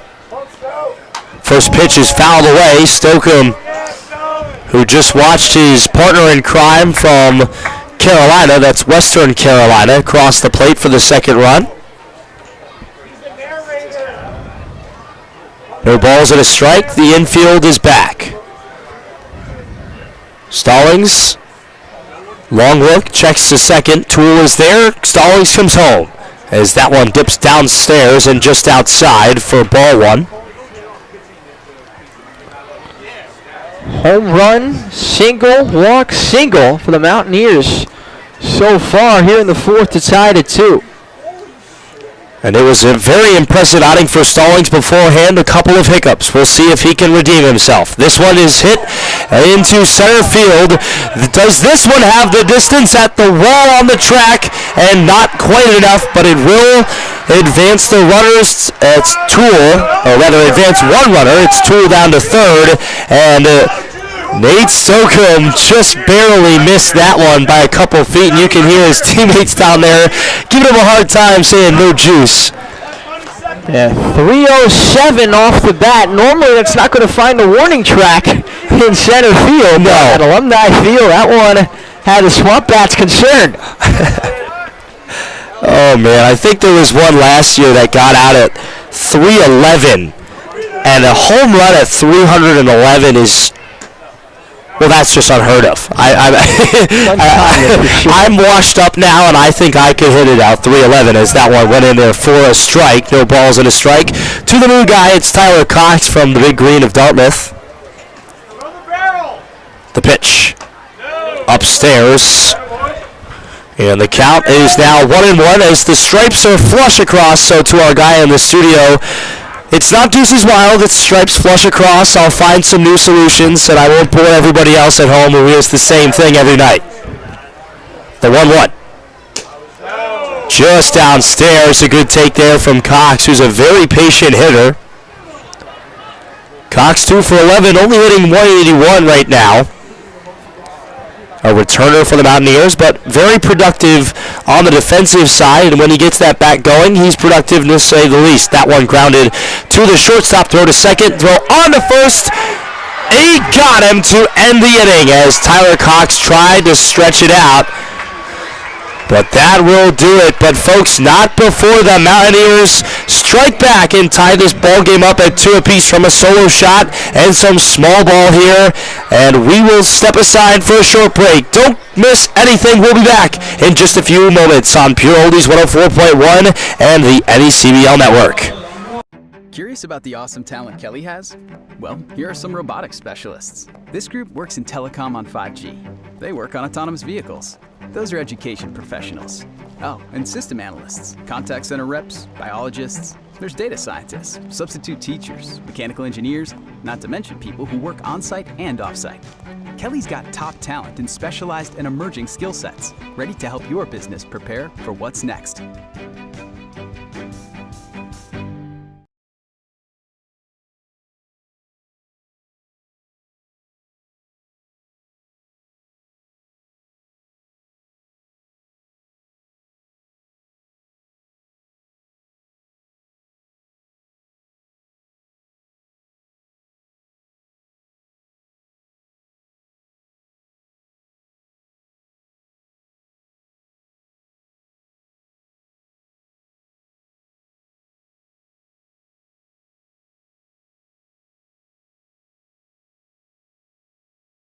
New Hampshire, as you are listening to Pure Oldies 104.1 and the NECBL Network, as Noah McLean alongside Jonah White, and Jonah, this ball game is now knotted at 2 apiece, and it's been fun baseball so far. It has been. Keene took the lead the first on a solo home run for Blake DeLamelier, added one in the third on a wild pitch that scored Aiden Korn from third, but Vermont tied it up just now on a solo home run from Sancino Rosso.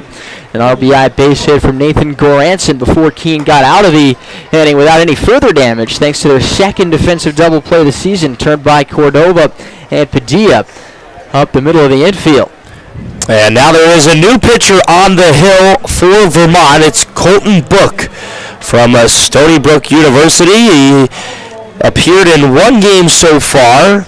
That was against Danbury back on June 8th. That was a 13-3 win for the Mountaineers. He had 2 innings pitched, no runs, no hits, 1 strikeout, and 1 walk through 7 batters faced. So looking to continue an impressive stat line there, as we'll get you the stat line in just a moment for Nathan Knowles.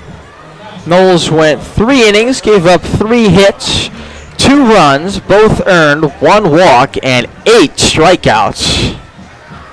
So the defense was impressive. The pitching, very impressive for Nathan Knowles as he takes a seat. And even though gave up those 2 runs, his offense has earned it right back, and the first pitch is in there from Book for a strike. Book stands tall on that mound. He delivers home, and that one is outside. Book stands at 6'4", 225 pounds.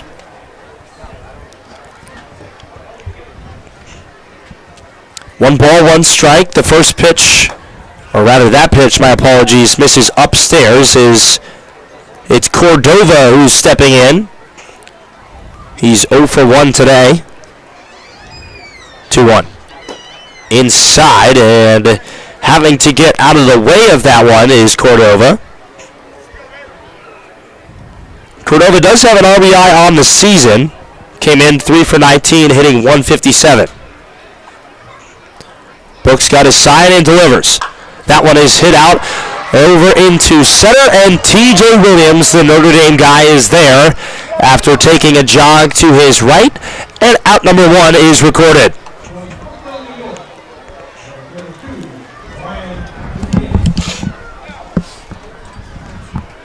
So a good first out there for Book is the outfield for the Mountaineers, helping him do so. First pitch check swing, that's just a bit upstairs. As Cordova retired, now is 0 for 2 on the evening, and now Padilla will take strike 1 on the outside edge. 1 ball, 1 strike, 1 away here. Here's the pitch. That paints the outside edge. Nice pitch there from Colton Book. And now the righty will await this one. He'll have to be careful and protect. Book delivers. This one is chopped third base side. Santino Rosso fields on a hop throw to first. Look out, and Luke Cantwell with a saving catch right there. It's not Christmas, but, well, they usually say Christmas in July, but I guess Christmas has come a few times in June here for the Mountaineers, as Luke Canwell just saved what surely would have been at least 1 extra base. Yeah, not a very good throw there by Rosso. On the run, trying to make a really nice play, and he missed badly with the throw. Nice job by Cantwell, like you said, know to keep Padilla at first on an E5. And that type of play is earned Luke Cantwell a spot now at Pittsburgh, as he recently committed there, transferred over from Fairleigh Dickinson University, as Fairleigh Dickinson sent multiple guys here to the Vermont lineup.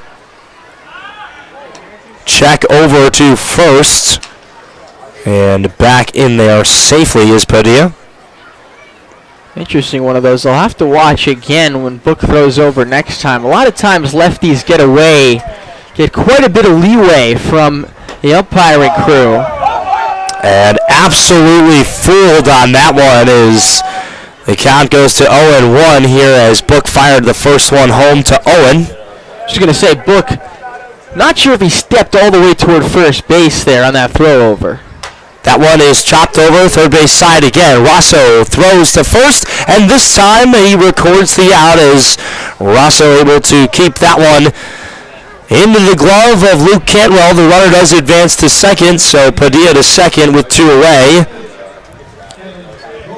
Yeah, good throw there by Rosso, and a smart play not to throw to second base. Double play would not have been in order there on a slowly hit ground ball off the bat of Owen. As Goforth now will be the guy to try and keep this inning alive here for the SwampBats. First pitch from Book. That one's right there, middle. And as a lefty myself that used to play, yes, we get away with a lot of things. There was a couple times where even I looked back at the umpire and was waiting to get called for that and did not, so I always appreciated not being called for it, but as that one a swing and a miss, was swinging for the parking lot on that one. It comes up empty as Book works ahead 0-2. Morning shower until Book coming up big here so far. A runner off of second, Padilla. Book is ahead, and he delivers home. Got him looking. How can I help you? No thanks. Slams the door shut. And down goes Keene as no runs on no hits. And Vermont will come back up with this ball game tied. Don't go anywhere, folks. More action in this nail-biter here in Keene, New Hampshire on Pure Oldies 104.1 and the NECBL Broadcast Network. First thing Bruce felt was quality, the consistency, knowing that when I take them out, they're going to be the same every time. And the second was to be able to see kids all over the country wearing the gloves that I designed. That's one of the coolest parts of this.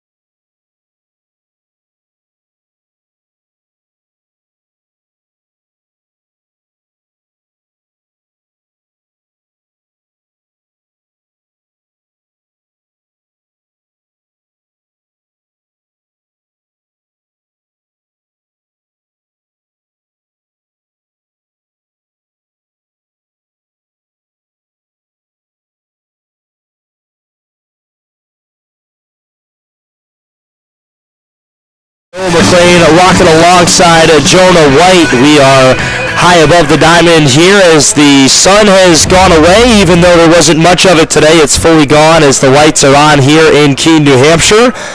And we have great baseball so far. It's 2-2.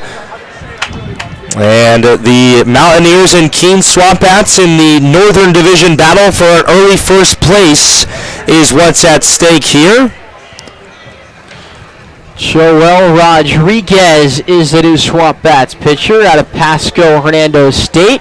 6'1", 205, sophomore from Cutler Bay, Florida.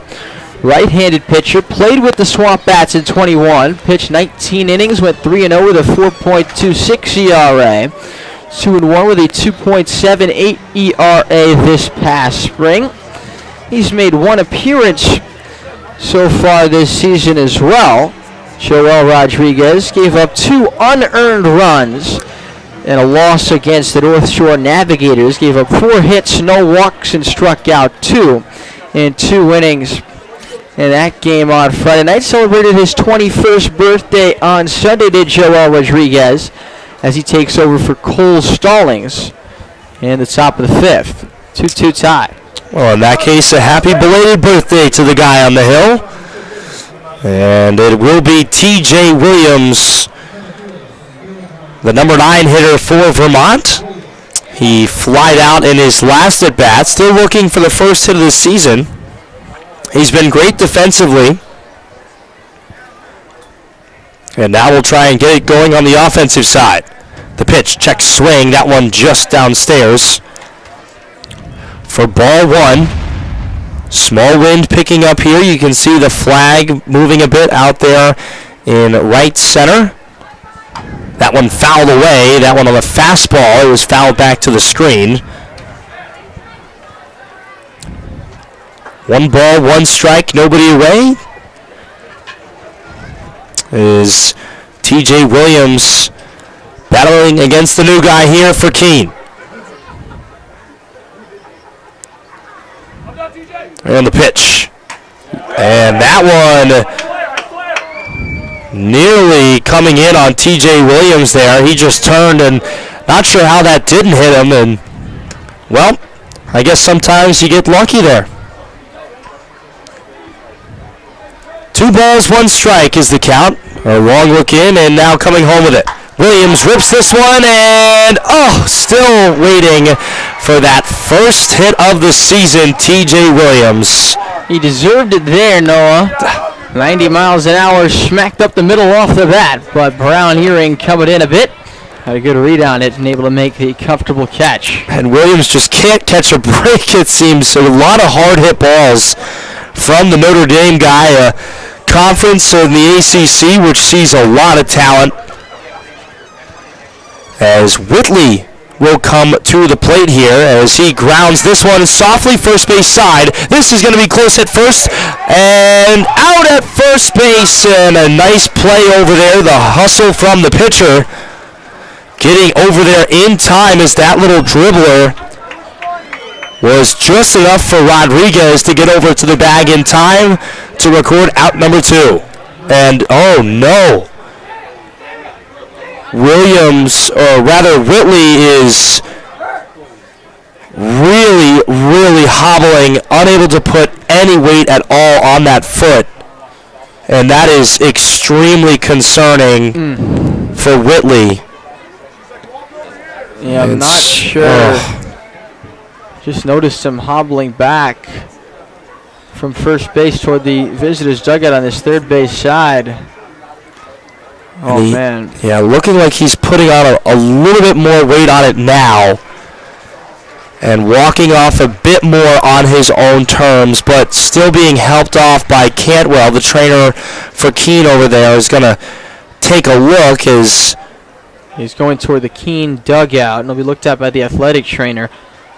I'm not sure how that happened, Noah. Yeah, I don't know if it was just that last-minute stretch there, stepping on the bag, or maybe perhaps just an unfortunate roll of the ankle and the hard run down there. He was in a full sprint down the first base line to try and beat it out. Nearly did. But for the Mountaineers, we won't speculate rather, on any injuries, but we can only hope that Whitley is A-OK. As Cantwell will step in and take ball 1 upstairs. So 1 ball, no strike to Cantwell, the lefty from Pittsburgh University. The pitch, that one's right there, and Cantwell shaking his head a little bit frustrated that he knows that was one that he could certainly drive. Last night he showed us his power, sending one 364 over the right field fence. The pitch. That one chopped right back. Hey, look what I found. And falling off the mound is Rodriguez. Oh, that is tough luck if you're a pitcher there. Oh, a great job by Rodriguez to knock it down originally there, Jonah, as it was a chopper right back at him. And then he came off the mound to make the play and just took a tumble. Yeah, he picked up the ball, was ready to fire over, lost his footing, and wisely did not try to throw from the seat of his pants. That would have not ended well in all likelihood. So I guess there's an error on that play. They put it on the board as an infield hit. Interesting. Okay, well, the ruling for now is a hit on that one for Cantwell. Yeah, it's a weird scoring because he literally fell off the mound. Yeah, and he already had made a play on the ball after he went to go grab it, but we'll get back to that as right now Santino Rosso is the guy up there in the lefty's batter's box. He's the guy that sent a solo shot into the parking lot. See if he can move the runners along here again. 2 balls and no strikes to him. Cantwell is going to take a turn and head for third after that one, and he is absolutely in there standing. Some great heads-up base running there from Luke Cantwell as Rodriguez was more clueless than a bat in the dark. Yeah, stolen base there. Pitch that got away. Sam Finn wants the Mountaineers dugout. Wants somebody in the Mountaineers dugout to settle down a little bit. They're energetic right below us. I'll tell you that. They certainly are. 3 balls, no strikes. Rodriguez to Rosso is a 4-pitch walk to Santino Rosso after getting the first 2 there. It was Cantwell with an infield single, and now Rosso is aboard. And again, we talked about this before. This is where Vermont has struggled to capitalize, Jonah, with runners in scoring position. And Brandon Butterworth will try and do a job here. Left a runner with third in the first, left a runner with third in the fourth. Try not to do the same here in the fifth in a tie game. Butterworth leaves that one downstairs.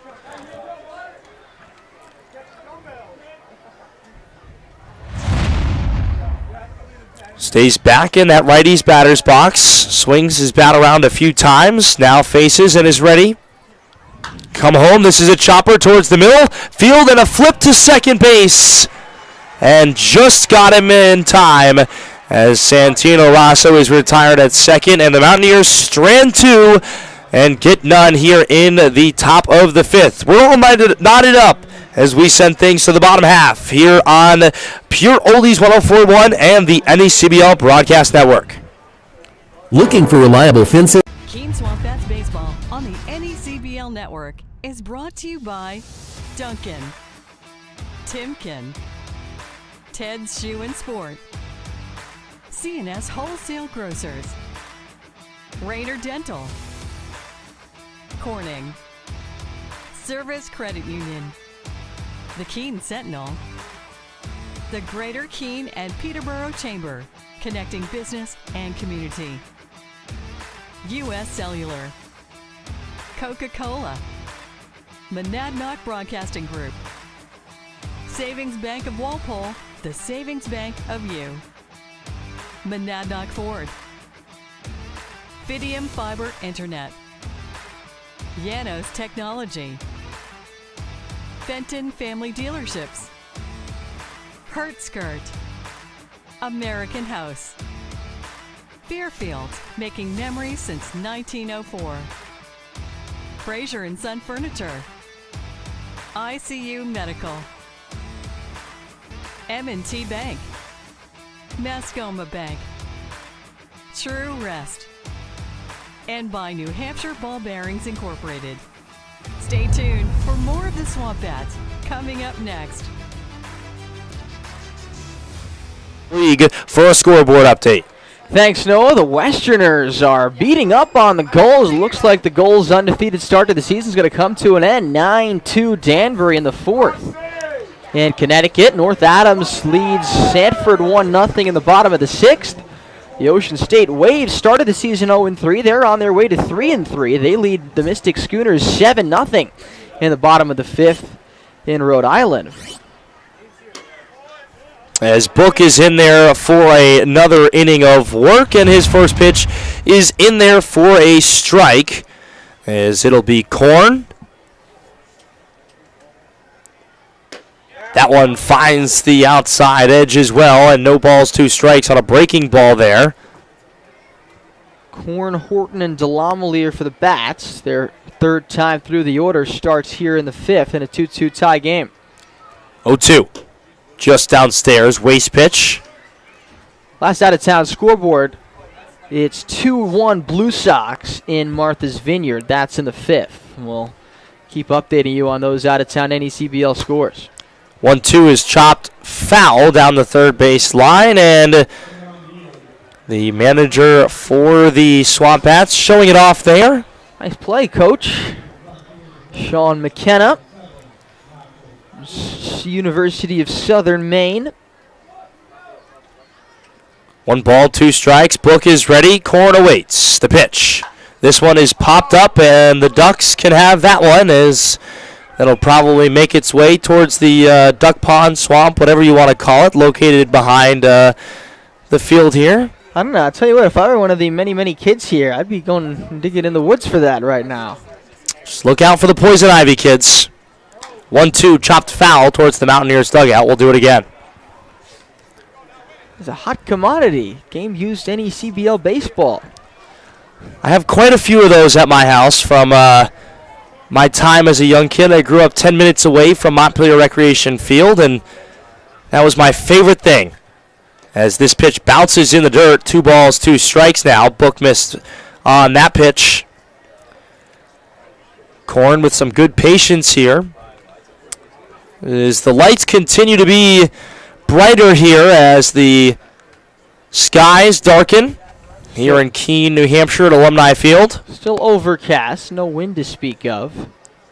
The pitch. Just miss a little bit upstairs, and good framework there by Garanson, but unable to steal one. Pitch track says that one was about a foot outside. 3 balls, 2 strikes, the payoff. This is hit into left center, and that'll get down for a base hit. Williams will get there first, and he'll fire it into second base as Cox, the cutoff man, keeps Korn where he was at first. Second base hit of the game for Aiden Korn, who continues his hot start to the season. And how about that? The abbreviation for that on our sheet is Acorn. And a little funny last name, and, well, I guess just a funny abbreviation all around, a fun name to play with. My favorite is on a soft fly ball to left field, what you can say. And that one misses downstairs in the dirt. Oh, man. Funny stuff. Good times here in the broadcast booth. And one of my favorite things about the NECBL and broadcasting it in general is you get to meet so many new faces. As that one, a swing and a miss. The off-speed was well out in front of that one. Was Horton, who's 1 for 2 tonight. That one at 75 miles an hour. Braden has struck out and singled. Long look at first, now delivers home. Swing and a miss and a ball in the dirt. The lefty, Horton, unable to connect on that one, and a lot of off-speed stuff here for Book, which is the flip side of things. We saw the fastball be the champion for Knowles, as that one a ball in the dirt, and right there, a very smart move there by Garanson, who absolutely fooled the runner on first, and even if he didn't, probably would have been able to make the throw down there, but wanted to play it safe. Didn't scoot too far away from him there. 2 balls, 2 strikes, and the pitch. This one is popped up, towering over. Garanson talking, who wants it? He does. Looking up and making the catch for the first out of the inning, and the runner, no advancement there. Nice job there by Colton Book, as normally you don't love the balls in the air here at Alumni Field, but that one the Mountaineers will be okay with. As goes down with just an out, as there you see the many kids over there enjoying their time at Alumni Field. All in their white shirts, sporting their different schools. First pitch is in there for a strike on the inside corner. There's a lot going on all around the outfield, the grandstand here on the first of 2 consecutive Reading with Ribby nights in a row here in Keene. The pitch, that one is popped foul out of play. Blake Delamelier is homered and struck out. Second home run of the season, got the scoring started back in the first.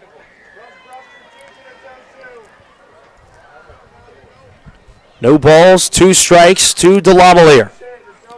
Runner leads off of first. Book looks there. He's got his sign, now comes home. This one is chopped foul off of home plate, and it's ruled dead.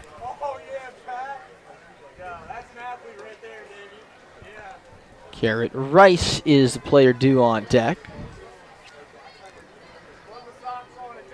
The infield is back for Vermont, regardless of the runner on first. Cantwell holds him on as that pitch ducks downstairs. Ball in the dirt from Book. That was the off-speed again. That missed well low. Again, it's Book from Stony Brook University. The pitch, check, swing, did he go? No, he did not, says the first base umpire. Looked like Blake Held's up there. On another off-speed breaking ball from Colton Book. So we'll have a 2-2 pitch coming here. This one is chopped right back over at Buttersworth. He throws to second, gets him there, throw to first. It's a double play, and the inning is over. The Mountaineers right there with a 4-6-3 double play to end the inning. And we'll send things to the top of the 6th, knotted at 2. Don't go anywhere, folks. You're listening to NECBL Baseball on the Pure Oldies 104.1 and the NECBL Network. At M&T Bank, we believe in the power of together. Together, we can help your business grow. Together, we can move communities forward while giving back. Together, we can help your family spend more time on what matters most. And together, we can achieve more than ever before.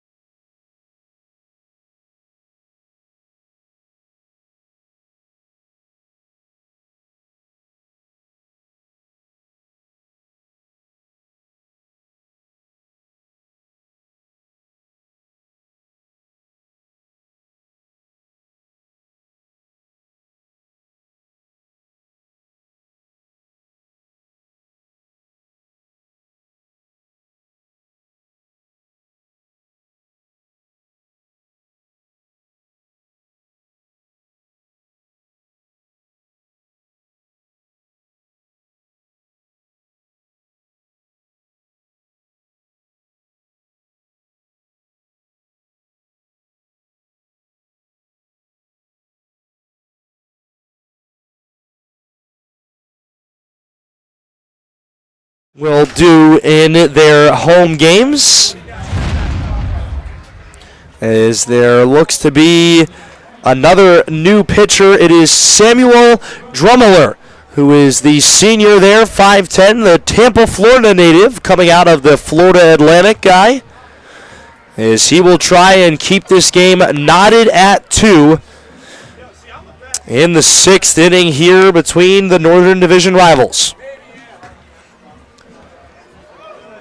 And again, that ball toss is always a fan favorite. I know when I was a kid, I loved to do that one. And the players also at Montpelier Recreation Field get their hands on those tennis balls. And more oftentimes, it's not even the goal to get it in the car. It's just to throw it as hard as you possibly can at that Cody Chevrolet car that drives through the infield. And to our drivers, they luckily have some netting in there to protect them, as I've ridden in that car a few times, and when the balls come in there, it's, well, they come in hot. You can't underestimate some of those kiddos down there. But we are about ready to come back here to baseball. Marshall Toole takes a pitch on the inside corner for strike 1 here to start off the 6th, as the new guy on the hill begins his day of work. That one right down the heart there at 90 miles an hour, the fastball, and quickly working ahead is Drumheller. A long look in. He's got his sign and delivers. Fouled away and spoiling one there. On the off speed, 79 miles an hour, right in the middle of that zone.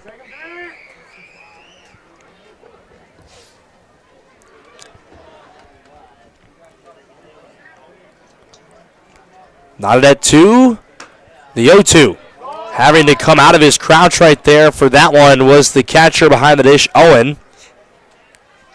And he does have at least 1, maybe 2 pitches to waste here, but still want to keep it competitive for sure, as the 1-2 to him. That's right there, and got him looking, and got him on the outside edge for a strikeout to start off the game here for the new guy on the bump. His Toole now is 0 for 3 on the evening. Nate Garanson will step in now here for the Vermont Mountaineers from that right side. Sits about medium length, front foot by that home plate. Is that one just a little bit outside, and the Mountaineers dugout doing their version of the umpiring. Long look in from Drumheller. Now delivers this one. Is chopped first base side, and it gets through underneath the glove of 2 players. It's Rice and Padilla, and neither could get there. So a ball that slips through the infield will be a single up the middle, or rather in between the gap, for Nate Garanson, and a one-out single will now bring up the Jesus, man, I'm sorry, everybody. I had a little bit of a brain fart there. The new guy in the lineup, it's Nathan Waugh coming in from Cornell. And my apologies to everyone at home. I just had one of those moments where my mouth wanted to move and couldn't. So we'll hope that that's the only one. And don't worry, folks. It's back to your man with a plan here, Jonah White, in just a few. As Waugh swings and misses, the pinch hitter for the Mountaineers. That's the word I was looking for. Pinch hitter. A big righty, stands at 6'5". Inside. And a very strong individual is Waugh. I swear I work out every day and his biceps are about the size of my thighs.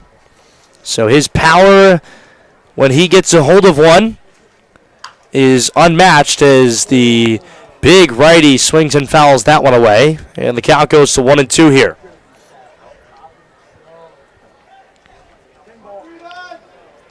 Not a lot of speed to worry about on the base path here for Keene, as Garanson takes a small lead off of first. 1-2 is fouled away again by Waugh, who's doing a nice job in this at-bat, running up the pitch count early.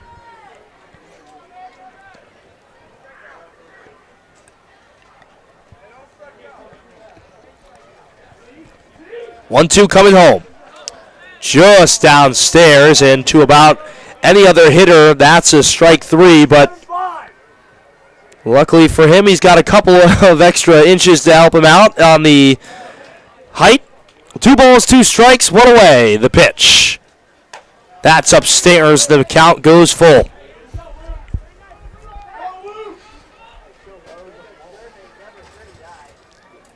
Garanson still with a small lead off of first. And the payoff pitch. This one is fouled off of home plate. And some hustle out there by the couple of Mountaineers rushing out of that dugout to try and go get that ball that was fouled away. I'll tell you something, Noah. The fries alone are good enough reason to come to Alumni Field. Having some French fries and hamburgers as ball 4. And it was Drumheller who worked ahead 0-2 to start that count and then lost him. And a long at bat will now send, with 1 out and 2 aboard, Tyler Cox to the plate. Cox, as we've mentioned, a Dartmouth guy, a returner for the Mountaineers. Hit .321 this past season in 21 games. First pitch to him is right there for a strike. In 2022, Cox received numerous awards and high praise, including All Ivy League Rookie of the Year and Ivy League All First Team. So an impressive resume that Cox brings to the table. That one misses downstairs, and the count will go to 1-1.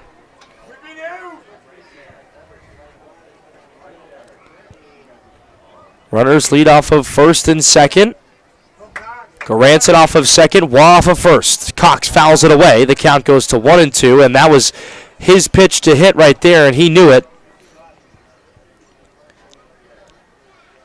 But you're absolutely right. The food here, wonderful, and a thank you to everybody down there in the snack bar here at Alumni Field, treating their interns and myself very well, as this one is fouled away again. That one a 91-mile-an-hour fastball down in the zone, but always a good meal here at Keene, both during for myself and afterwards for all the players and staff that work so hard every day to make a season happen. All the great folks here run the snack shack and things such. Volunteers. 1-2. This one is popped. A towering pop-up infield. Back over and making the catch over there. The first baseman, it's Rice. infield fly rule put into effect there. Yep, and signaling the infield fly for out number 2. And now with runners on first and second, it'll be up to T.J. Williams, who's 0 for 2 today, and 2 hard-hit balls, one that I thought may get down on the second one. It was a rocket out to center field in his last time up that got caught. Nice job there by Brown Erling to retire Williams. First pitch to him is right there down the heart. 89 miles an hour on the gun.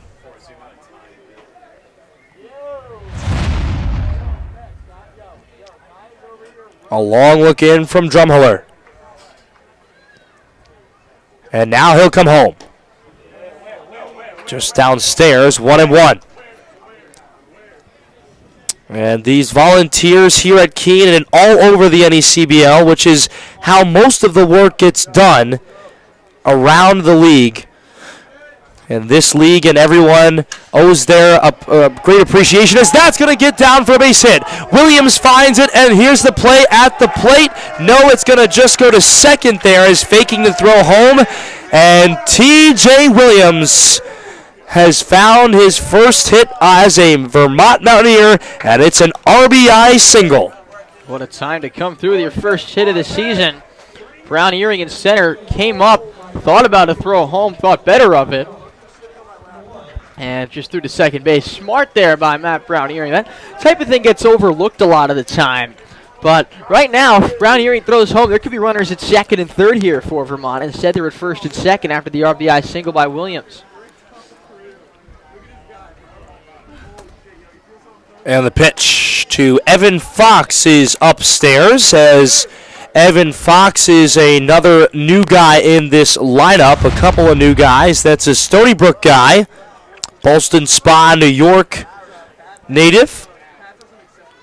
A returner for the Mountaineers as he watches that one find the inside corner.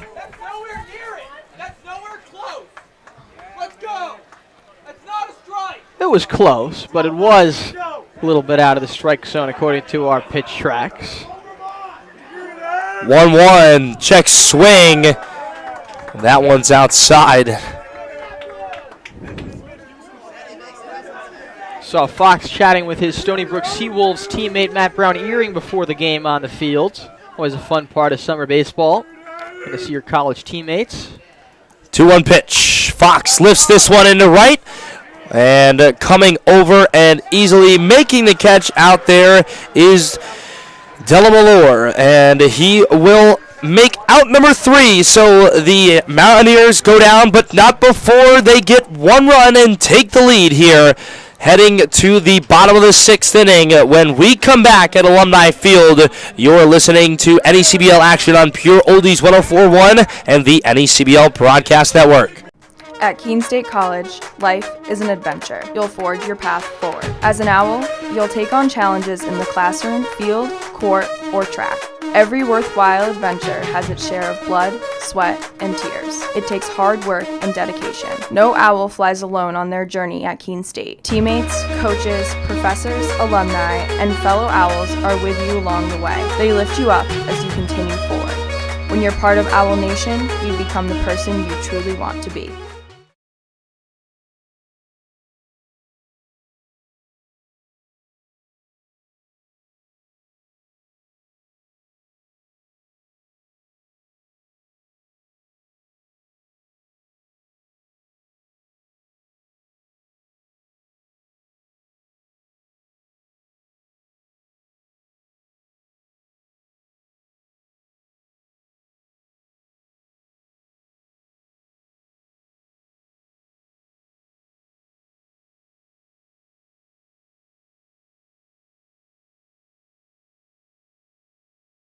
As the Mountaineers have taken the lead for the time being, as Colton Book is out there for another inning of work for Vermont.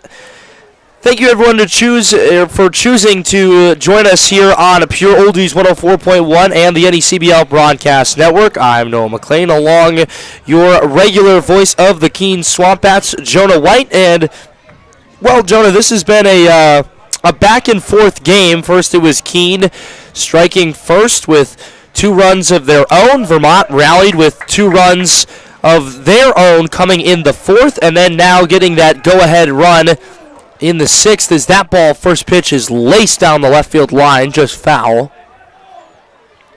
Garrett Rice, strikeout and a walk so far. 4, 5, and 6 here for Keene in the home 6th. Book on the 0-1. Outside and upstairs, and the count will even out.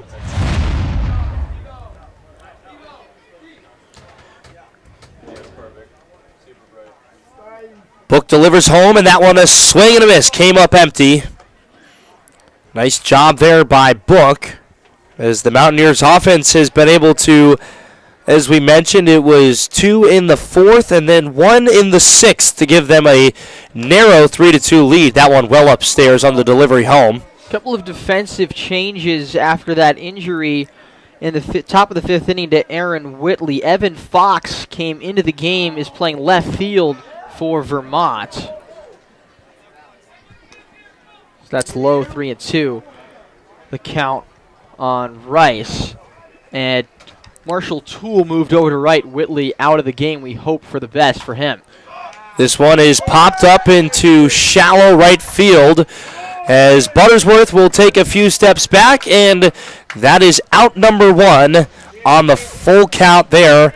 And it has been a good inning so far, or good outing, so far for Colton Book. It's been a really good outing. Just giving up 1 hit.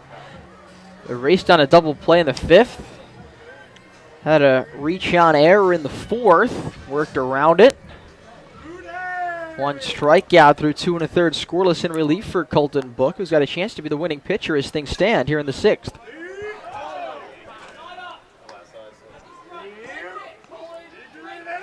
Outside to Brown Earring, 1-0.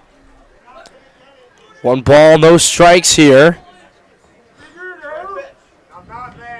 Alumni Field, is that one a swing and a miss, coming up empty. And Mountaineers dugout has to be careful here. A lot of chatter down there. The 1-1. That's downstairs for a ball. It's funny being right on top of the dugout. We can hear just about everything that they say right below us from our vantage point here in the Alumni Field press box. The pitch. A saving grace grab right there from Garanson. And 3 balls in the strike will be the count here with 1 away in the bottom of the 6th. Book is ready, and he'll deliver. Check swing and a walk there as that one was high to Brown Earling. Brown Earring aboard for the first time with 1 out in the bottom of the 6th as the SwampBats trail 3-2. And that is going to do it here for Colton Book, apparently, as his night will come to a close after giving up that walk, but certainly nothing to hang his head about, as he will take a seat on the bench, and we will get to our new guy momentarily, but for the time being, we will step aside here on Pure Oldies 104.1 and the NECBL Broadcast Network.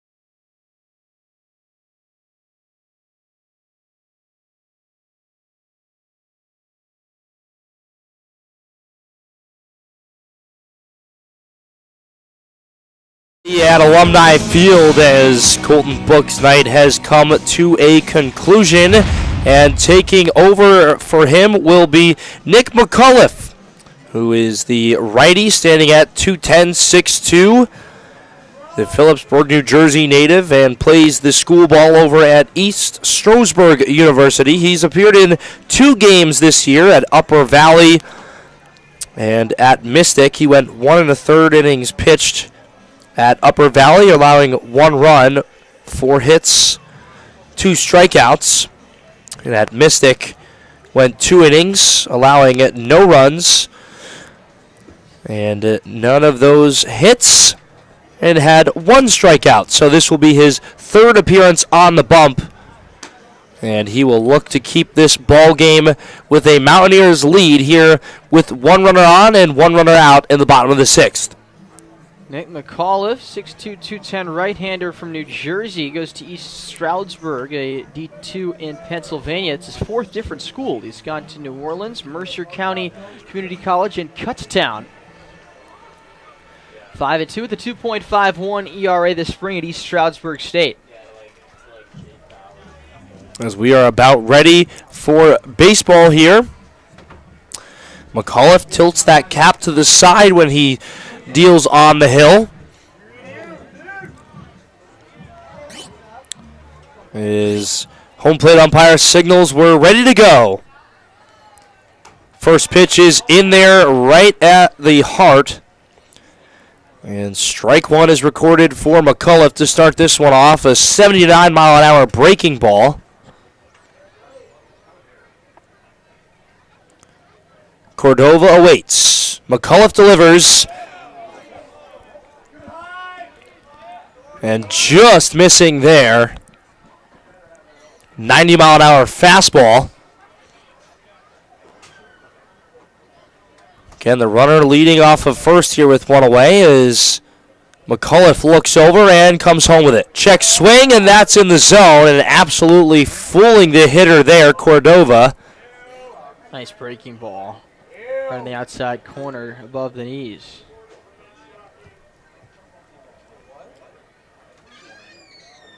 And Sam Finn has had... I think that's a warning to that Mountaineers dugout as the home plate umpire is hurt enough from the dugout over here on the Vermont side. And, well, he's explaining to Mitch Holmes that's about strike 57. It's an official warning. He's been giving a lot of other unofficial warnings. And the Mountaineers dugout not thrilled with that. We'll see if it deters them going forward. 1 ball, 2 strikes here. The pitch, this one chopped up. Buttersworth Fields throws on to first, and it's in time. As that one, very uncharacteristic there, hit right in front of home plate and took a hop all the way over, a towering hop at that. That was a Baltimore chop if I've ever seen one. Yeah, no kidding. So 2 away, the runner moves into scoring position, though, for Keene. If I said that, I'm like suspended for life. Apparently it has not deterred the Mountaineers bench. Strike 1. Excuse me here. No balls and a strike. And that one in there right at the knees. That one is chopped onto the far side. Cox throwing a first, a long one, the stretch from Cantwell. He keeps it in front, but safe at first. And Cantwell able to keep it in front, which was the bigger issue. And now runners on the corners with 2 away here. Yeah, the third baseman, Rosso, dove for it. Couldn't get there. So always a tough play for Cox. And Cantwell, again, saving an extra base and saving a run on this occasion. It was Jackson Owen. McCullough delivers. Owen leaves that one downstairs in the dirt. Again, a very runner's backstop, I guess you could say, here at Alumni Field. Quite a bit of space. Catcher gets past, any ball gets past the catcher, runner's moving up, even from third. The 1-0. This one is lifted into right, and this one is back at the wall, and it sneaks out, a home run. As that one will score them all. A 3-run homer. And Keene has retaken the lead on a Owen home run. First of the season for the commit to Mississippi State next year. Just got over the wall in right. Toole leaped for it. Just couldn't get there. And it's 5-3 SwampBats here in the bottom of the 6th. And that ball going 332 feet. One of those is, as a pitcher, you just kind of have to sit there and shake your head and shake it off. It's out there for both teams. Oh, it is. It certainly is. It's got to be frustrating for any pitcher to go out there, but I've talked to the SwampBats pitchers a little bit about it, and that's definitely the case. They know there's not a lot of margin for error as it's 1-1 on go for. I would not want to be a pitcher here, I'll say that. I'm glad I'm in the broadcast booth and not on the hill. I think that's the better look for everybody as that one misses downstairs. 2 balls and a strike.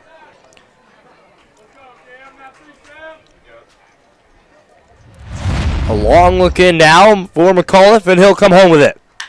Ripped foul down the first base side as a gaggle of fans will chase after that one.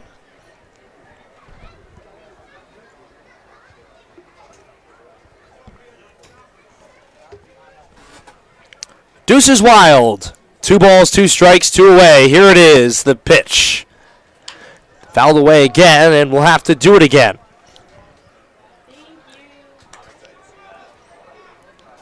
So a good battle here between McAuliffe and Goforth. Goforth 0 for 2 today. The pitch.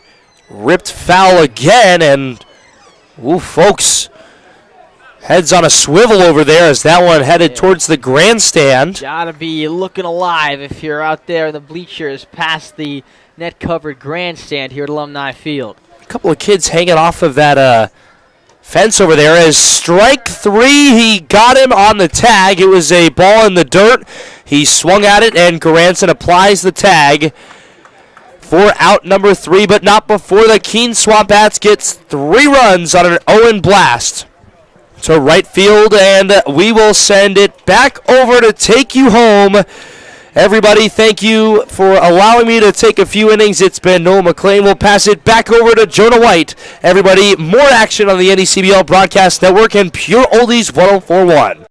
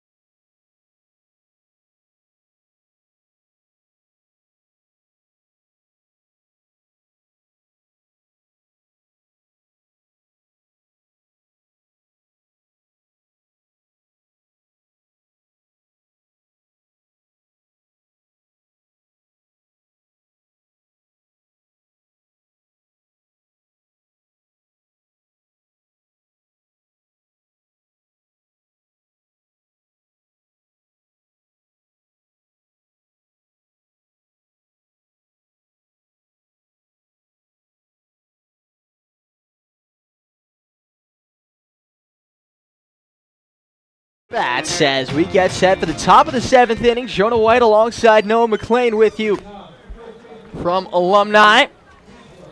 Under the lights now, after Jackson Owen has given the SwampBats a 5-3 lead with a 3-run blast in the bottom of the 6th. Off the end of the bat from Cantwell, tough play for Goforth, throw to first in time from the SwampBats third baseman on the first pitch of the top of the 7th. 1 man away. Nice job by Evan Goforth on a slowly hit chopper. The left-hand batting Cantwell. That will bring up Santino Rosso, who hit a solo home run in the 4th, which tied the game at 2.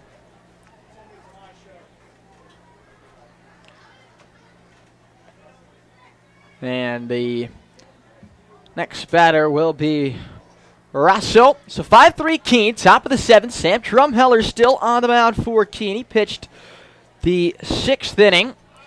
Give it up 1 run. And taking a called strike is Rosso. 0-1 for the left-hand pitcher, Sam Drumheller. Drumheller's 0-1. Just missed. And the count 1 ball and 1 strike.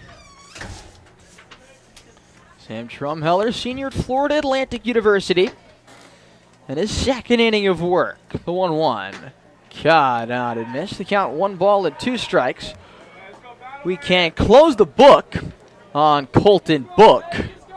2 1/3 innings in relief for Vermont. A hit and a run.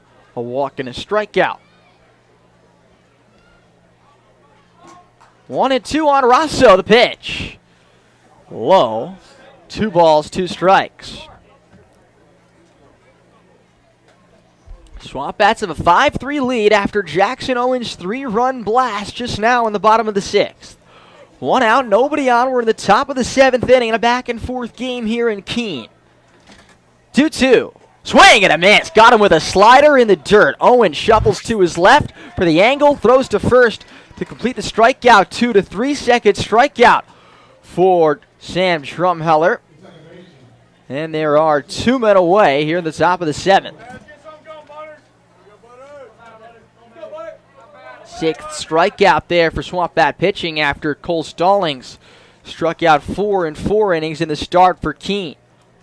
First place on the line in the NECBL in this one. Between 4-2 Vermont and 3-2 Keene, with 3-2 Upper Valley having their game postponed. Pitch in for strikeout Brandon Butterworth. 0-1. Butterworth 1 out of 2. He scored a run, hit into a fielder's choice his last time up. 3 runs, 7 hits, 1 error, 7 left so far for Vermont. As a foul back makes it 0-2 on Butterworth. 5 runs, 6 hits, 1 error, 4 left on base so far for Keene. Butterworth wears number 56, digs in. Left on right, the 0-2. Fastball high, 1 ball and 2 strikes.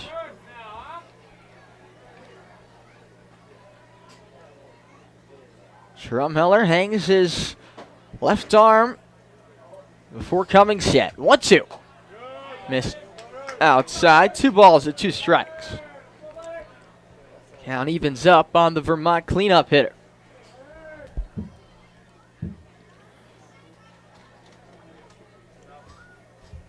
The 2-2. Foul back over the grandstand first base side. Still 2 balls and 2 strikes.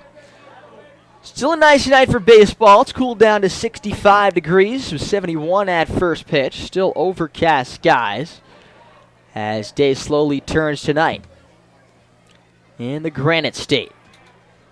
2 balls, 2 strikes on Brandon Butterworth.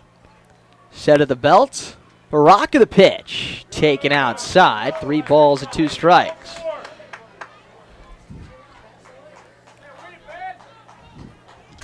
Take a look at the NECBL out-of-town scoreboard once more.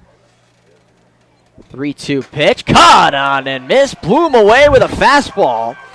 And that retires the side.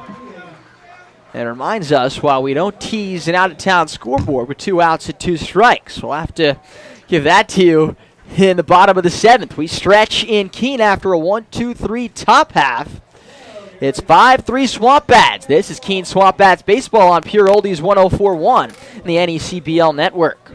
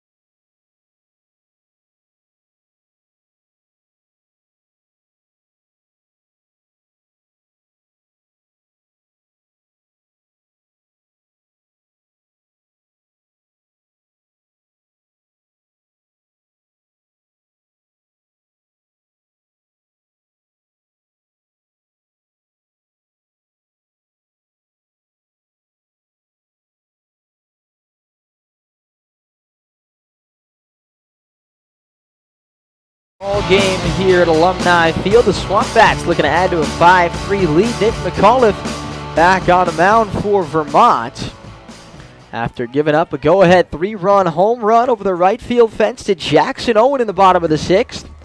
SwampBats on top 5-3. They led 2-0 after 3. Vermont led 3-2 halfway through the 6th before Owen made it 5-3 SwampBats. Here's Aiden Korn as the SwampBats begin their 4th time through the batting order. Korn is 2 for 3 with a run scored so far. And he takes a ball high from the right-hand pitcher, Nick McAuliffe, 1-0. Now we'll take a look at the NECBL out-of-town scoreboard. 1-0 to Korn, fastball high, 2 balls and no strikes.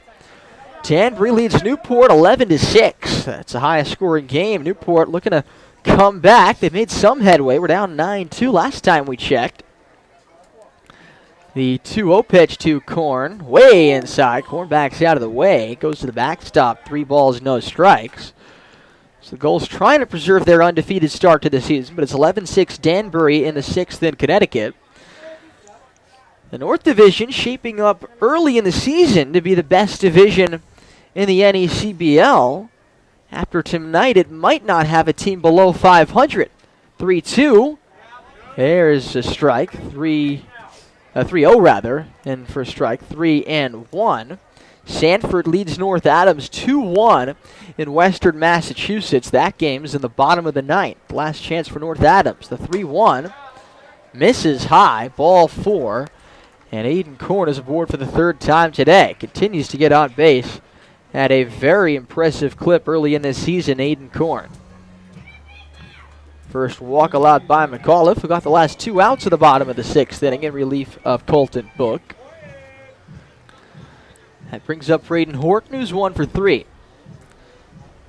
And now going to get a meeting on the mound here is McAuliffe with a first batter walk, and now just wanting to make sure that he can settle in. Obviously that home run gave it up, and now issuing a walk. Just wants to see if he can settle in, and got to be thinking ground ball double play here. Ocean State leads Mystic 9-2 in the top of the 7th inning. Ocean State started the season 0-3, but looking to win their 3rd straight and even their record at 500. While the Valley Blue Sox lead the Martha's Vineyard Sharks 2-1. That game is in the top of the 8th.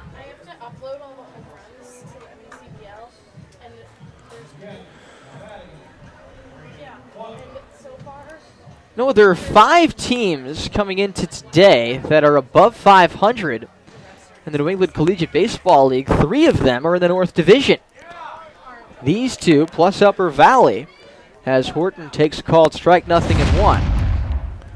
Now, with the new playoff format that was introduced last season to the NECBL, 0-1, misses a little outside 1-1. It's not that big of a deal to win your division. Even if you do, you have to be one of the top 2 division winners in order to get that first round bye and skip the 1-game play-in wildcard round. 1-1. Breaking ball finds the zone, ball and 2 strikes. The 3rd best division winner and the next 3 best teams league-wide, so they could be all from one division theoretically, get into the playoffs as the 3 through 6 seeds and take part in that 1-game wild card round. 1-2 misses, 2 balls, 2 strikes. 5-3 SwampBats, runner at first. Nobody out in the bottom of the 7th. McAuliffe's 2-2. Fastball way outside, 3 balls and 2 strikes. And this is when you can't lose here. You got to make sure either get a strikeout or ground ball. Any out here is much needed here for Vermont. Big pitch as the Mountaineers try and keep this a 2-run ball game in the bottom of the 7th. Payoff pitch, breaking ball, popped up right side. It is down just out of play. The first baseman Cantwell over for the look. Just didn't have enough air under it. It was only out of play by about half a foot. So theoretically, if he got there in time, he could have reached over the chalk line that demarcates in play versus out of play and made the play, but no chance realistically. So we'll do it again on 3-2 to the left-hand hitting Horton. Runner goes, the pitch, taken. Strike 3 call, throw down to second is not in time. So the big strikeout. Second strikeout for McAuliffe on a breaking ball as Aiden Korn swipes his first bag of the season. Just the SwampBats' 4th stolen base of the season. And the Mountaineers will make a pitching change. And McAuliffe doesn't look to be too pleased to head off in that early of an outing there, but regardless, did his work, and now the Mountaineers will head to the bullpen and try and keep this game close. Welcome to Hurt Skirt or Just Hurt. Our first contestant is suffering from knee pain from a recent running incident. What do we think, audience? Hurt Skirt or Just Hurt? Why not try Hurt Skirt? Make your recovery hassle-free with Hurt Skirt, a patent-pending, stretch-to-fit, hot-cold therapeutic sleeve, proven to stay cold longer and still remain completely mobile. Drop the ice, skirt the hurt.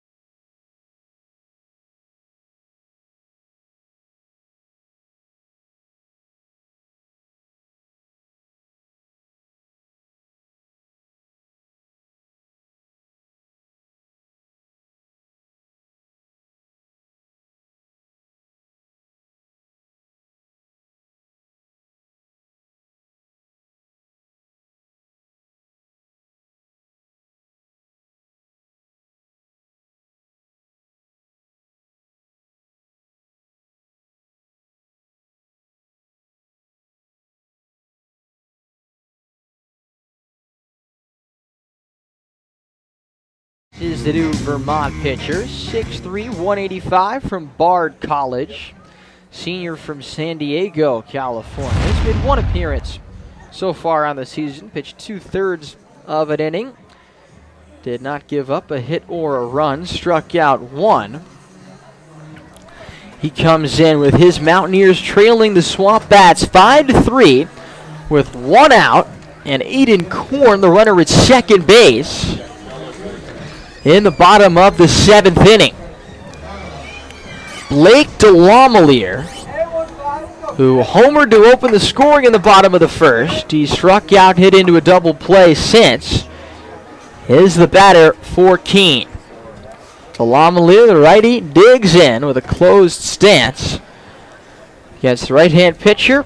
Riss working from the first base side. First pitch, breaking ball down low.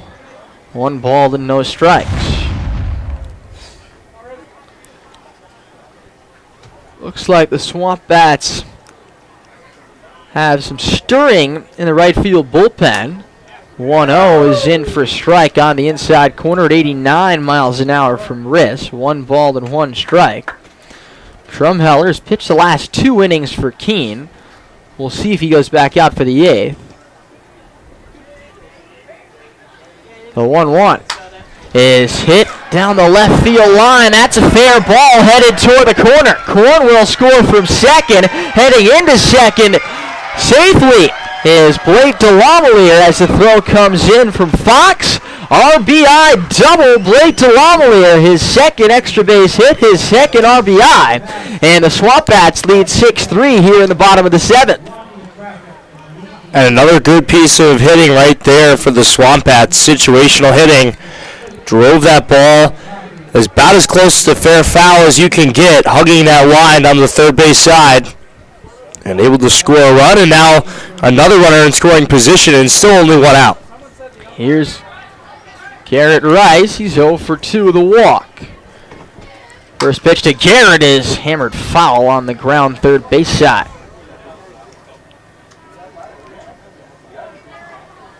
Certainly made hard contact there, Garrett Rice, on that first pitch foul ball.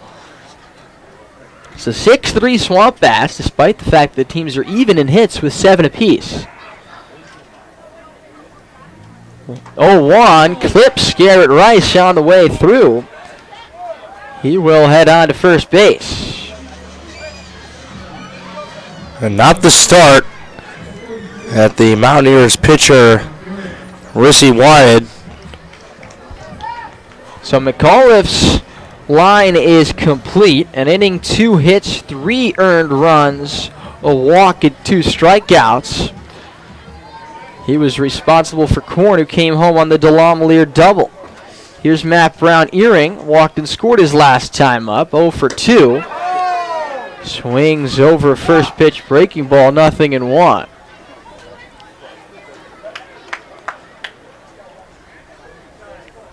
Riss looks in, sets the belts.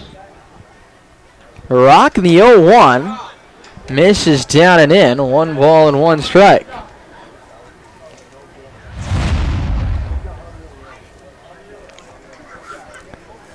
Brown-Earing, the center fielder, batting 5th for the SwampBats.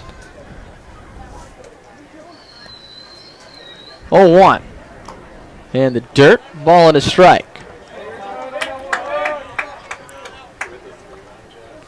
This is a big batter here for Rissy. You can't lose this guy. I know I've said that a couple times already, but this is one you certainly can't let go. The 2-1 pitch. In there, strike 2. This is certainly not game over at 6-3. Not at Alumni Field, not in the NECBL. Here in the 7th inning. SwampBats would love some more insurance. Big 2-2 coming to Matt Brown-Earing. In the dirt, gets away from the catcher, Goranson, and both runners move up. Scooted away to the first base side. Delamelier to third. Rice to second on the wild pitch. Now a 3-2 count on Matt Brown-Earing. And once again, the Mountaineers just now eliminate themselves that double play opportunity. And now you're really going to have to earn it here as the ball in the dirt got away, and the runners both now into scoring position. They bring the infield halfway in, still on the dirt, but basically even with the bags. Against Matt Brown-Earing. Just be looking to poke one through the infield. 3-2. Down low, he checked his swing. Ball 4. And the SwampBats have the bases loaded. All 3 have reached against Aiden Riss. First walk he's allowed. Second walk of the game for Matt Brown-Earing. And that'll bring up Ramses Cordova, the shortstop from Winthrop. The attendance today is fantastic, as we expected on Reading with Ribby night here at the ballpark.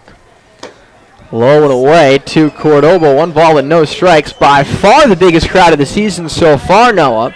In fact, more than twice the previous season high crowd.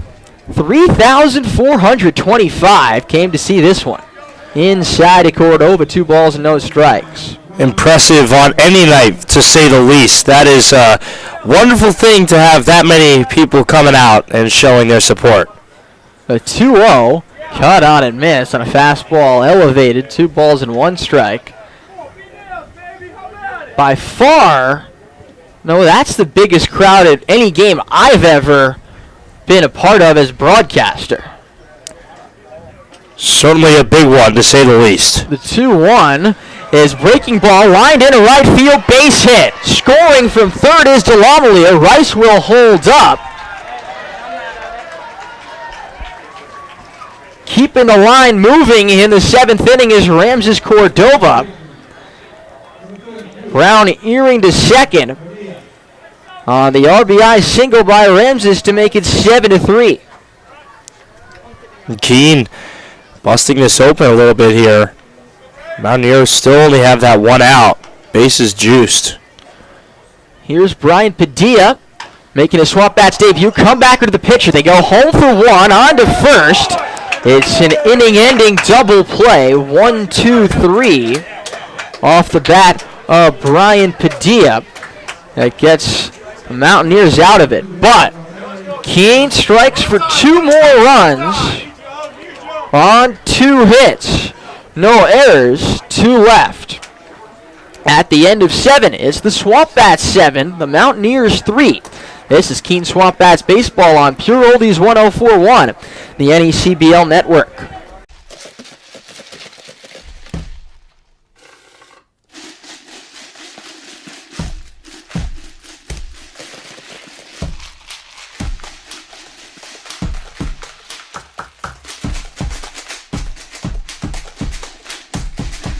Watch me do my thing. I said, watch me do my shake, shake. Woo! Watch me do my thing. I said, watch me do my shake, shake.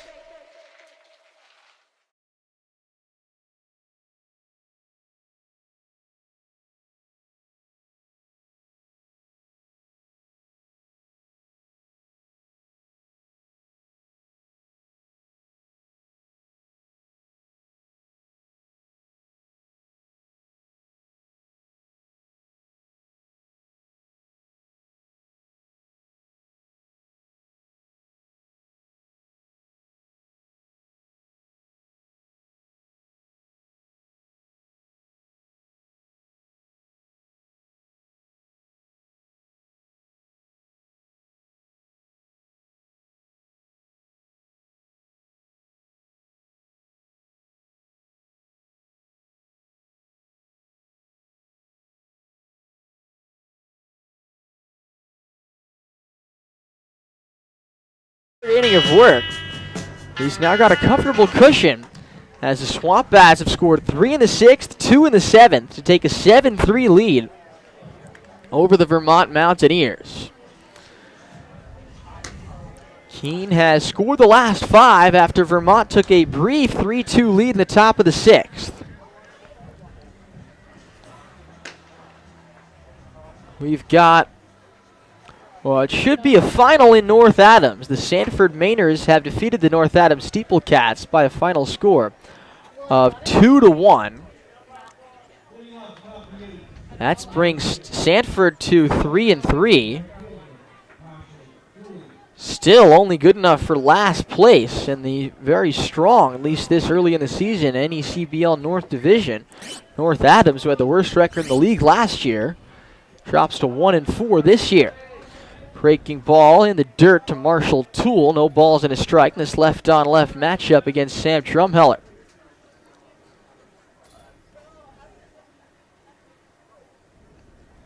Pitch on the ground, past the mound, up the middle. Cordova ranges over from shortstop, makes a strong throw in time for the out against the speedy Marshall Toole. And that's unlucky right there. Marshall Toole did just about everything in his willpower. I think that must have been an out by about a spike right there. But nearly stretched out infield single was not to be. Another good game for Cordova. Just had an RBI hit. As Sean McKenna will take the ball from Drumheller, the lefty, with the right-hand hitting catcher Nathan Goranson coming up. Very good second outing of the season for Sam Drumheller, as he will give way with 1 out, nobody on in the top of the 8th. 7-3 SwampBats. This is Keene SwampBats baseball on Pure Oldies 104.1 in the NECBL network. Curious about the awesome talent Kelly has? Well, here are some robotics specialists. This group works in telecom on 5G. They work on autonomous vehicles. Those are education professionals. Oh, and system analysts, contact center reps, biologists. There's data scientists, substitute teachers, mechanical engineers, not to mention people who work on-site and off-site. Kelly's got top talent in specialized and emerging skill sets, ready to help your business prepare for what's next.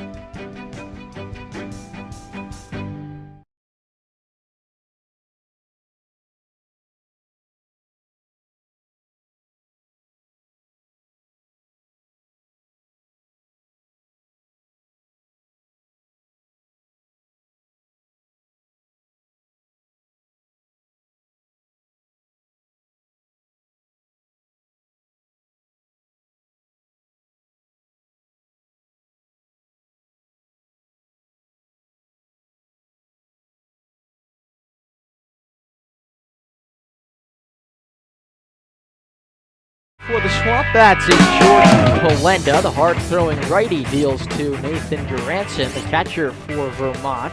Down and away, 1 ball and no strike. 7-3 SwampBats here in the top of the 8th inning. Garanson has a run scored, a run batted in as he takes strike 1. He is 2 out of 3 on the day. Polenda into the wind. The 1-1 breaking ball on the ground to third. Charging is Goforth. Sidearm throw on the run in time. 2 men away. A nice defensive play there on the run. Able to field it over there at third and throw on to first. And now quick 2 up, 2 down for Vermont.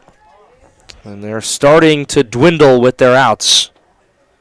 Here's Nathan Waugh, who walked as a pinch hitter his last time up. Takes a strike there. 0-1. Waugh now the DH after he took the place of Nate Stokum. The 0-1 for quick working Kalenda's outside. 1 ball and 1 strike. Kalenda, 6'3", 180, right-handed sophomore out of Kent State. 1-1. His Japanese fastball strike. 1-2. Jordan Kalenda, 2 appearances, 3 innings. He's given up 4 earned runs. Fly ball, center field. Waiting on it is Brown Earring. Makes a catch. 2 quick outs in the top of the 8th inning for Jordan Kalenda as the Mountaineers go down 1-2-3. We go to the bottom of the 8th. 7-3 SwampBats. This is Keene SwampBats baseball on Pure Oldies 104.1, the NECBL network. At M&T Bank, we believe in the power of together. Together, we can help your business grow. Together, we can move communities forward while giving back. Together, we can help your family spend more time on what matters most. And together, we can achieve more than ever before.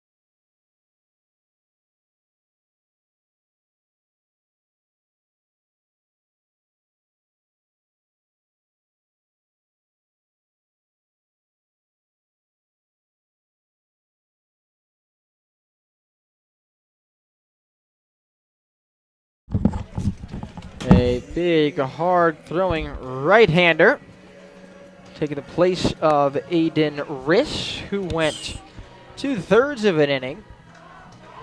He gave up 2 hits and 1 run, an earned run, 1 walk, and no strikeouts. I want to say, if I'm not mistaken, this is actually here, so this will be easier if I can read this. And the new pitcher, 35.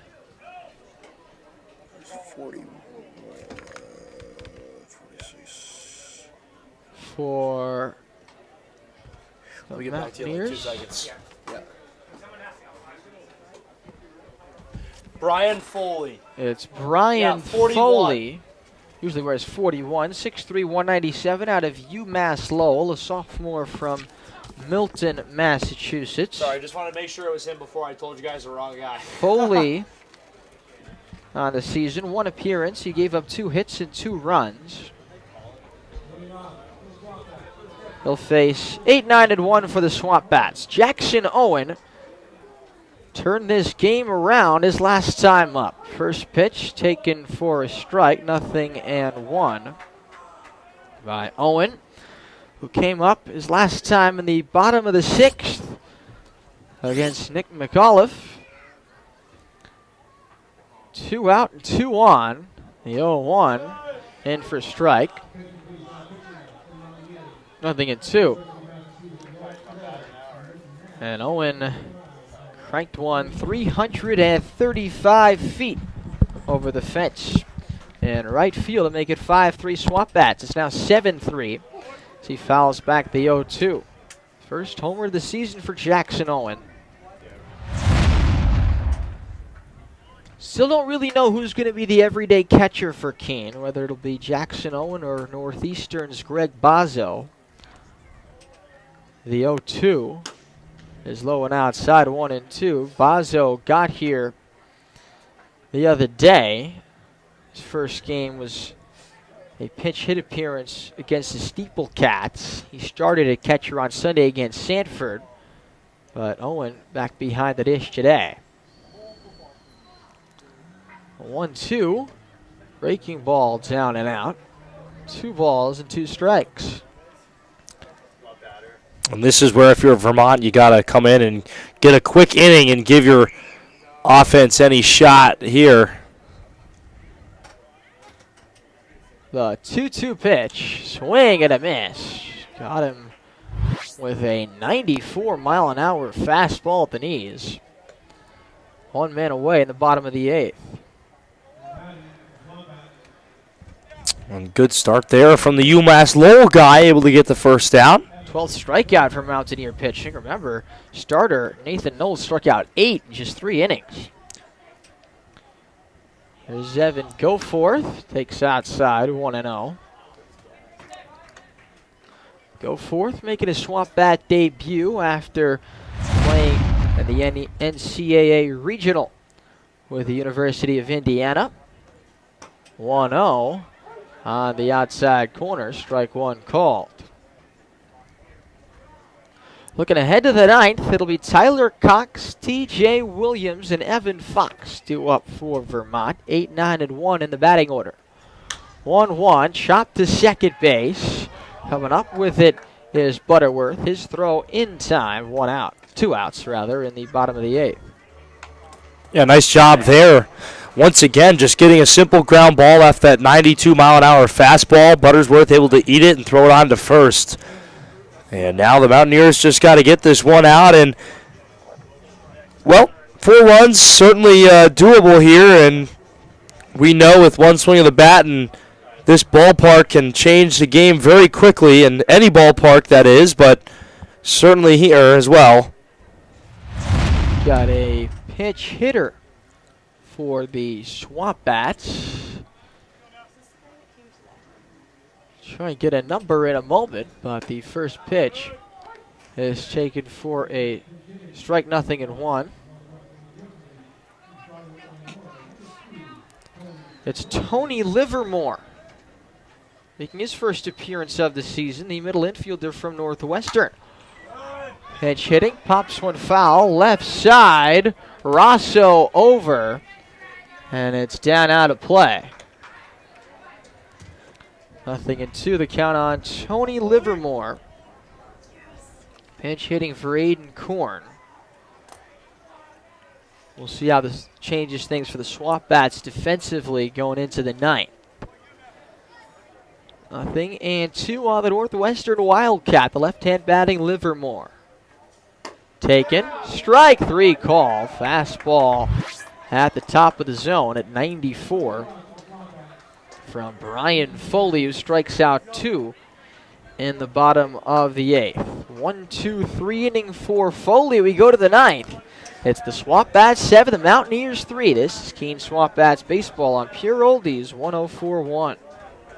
At Keene State College, life is an adventure. You'll forge your path forward. As an owl, you'll take on challenges in the classroom, field, court, or track. Every worthwhile adventure has its share of blood, sweat, and tears. It takes hard work and dedication. No owl flies alone on their journey at Keene State. Teammates, coaches, professors, alumni, and fellow owls are with you along the way. They lift you up as you continue forward. When you're part of Owl Nation, you become the person you truly want to be.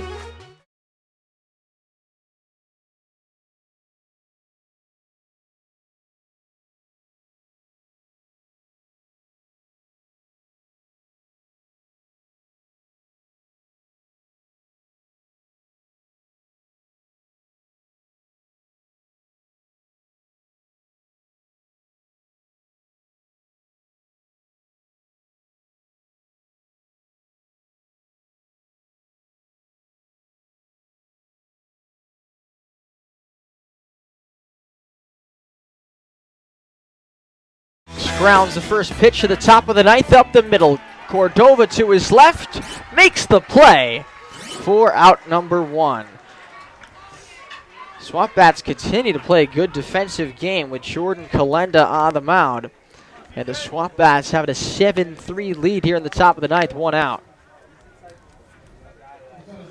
TJ Williams will now come up here, and he finally found that first hit as a Mountaineer. It was an RBI last time. Williams down the line to left. That's a fair ball headed toward the corner. Extra bases for TJ Williams as the SwampBats get it in. Williams, who gave the Mountaineers the lead in the 6th, now has himself a 2-hit ball game. Well, it seems that maybe he just needed to break open the seal, and right there is able to rip that double. And, well, if you thought that play from Keene was flirting fair or foul, that one was even more so. It's going to be a new left fielder here in the game for Keene, with Korn having been pinch hit for.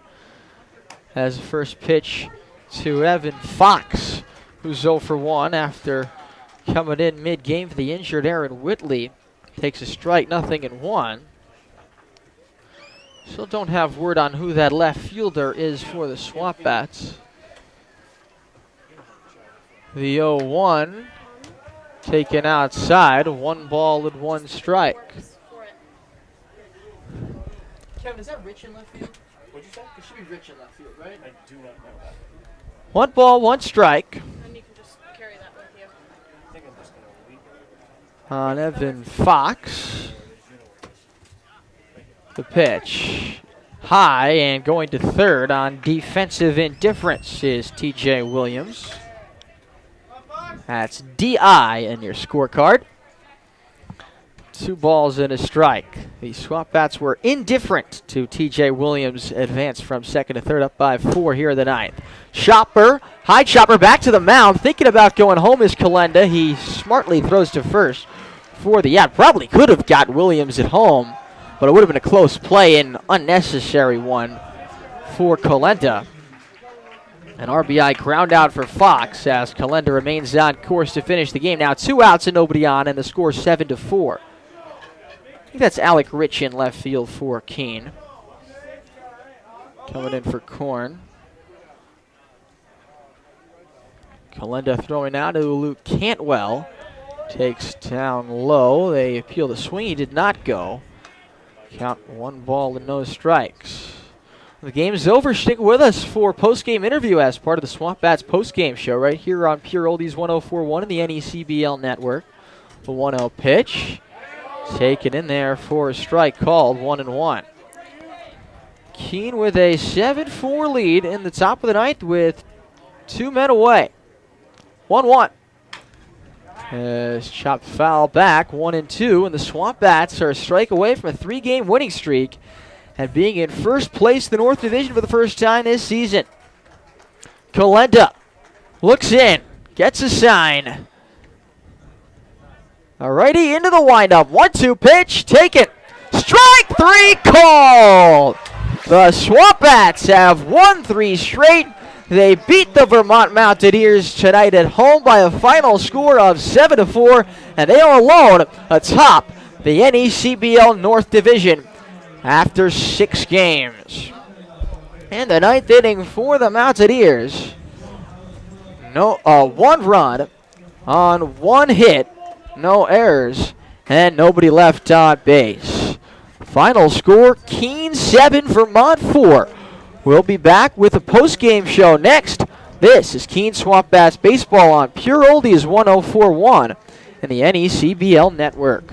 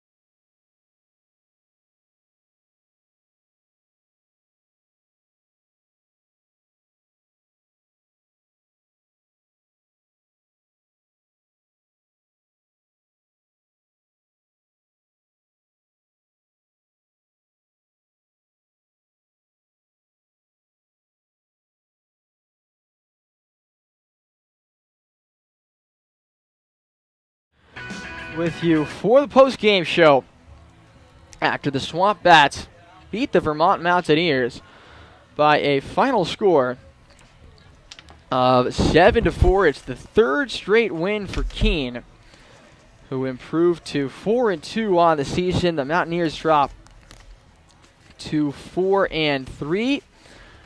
We will recap it for you, take a look at the out-of-town scoreboard as well, and hope to have a post-game interview live here in the press box with the star of the game offensively for the SwampBats, Jackson Owen, who came through with a 3-run home run, making the difference in the game in the bottom of the 6th. That was the key play of this one. We'll take another look at the out-of-town scoreboard right now. Ocean State 10, Mystic 2. That's in the bottom of the 8th.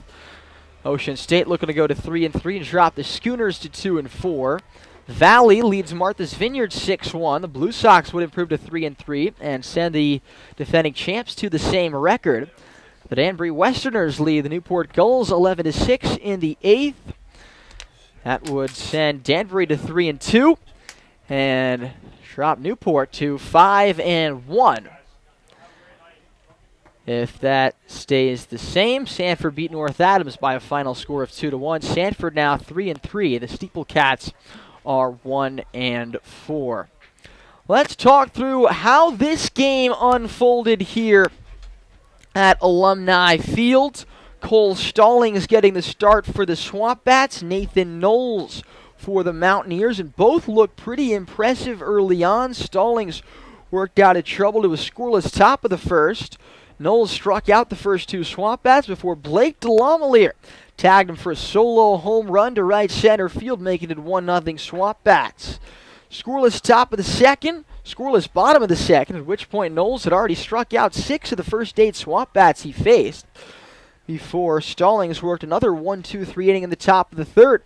Bottom of the third inning, though, Keene got it on the board again. Aiden Korn singled, Braden Horton singled, and Korn scored from third on a wild pitch to make it 2-0 SwampBats. Then, in the top of the fourth inning, Vermont tied the game. Santino Rosso led off with a solo homer to make it 2-1, and Nathan Garanson later drove in Brandon Butterworth with an RBI single to tie the game at 2.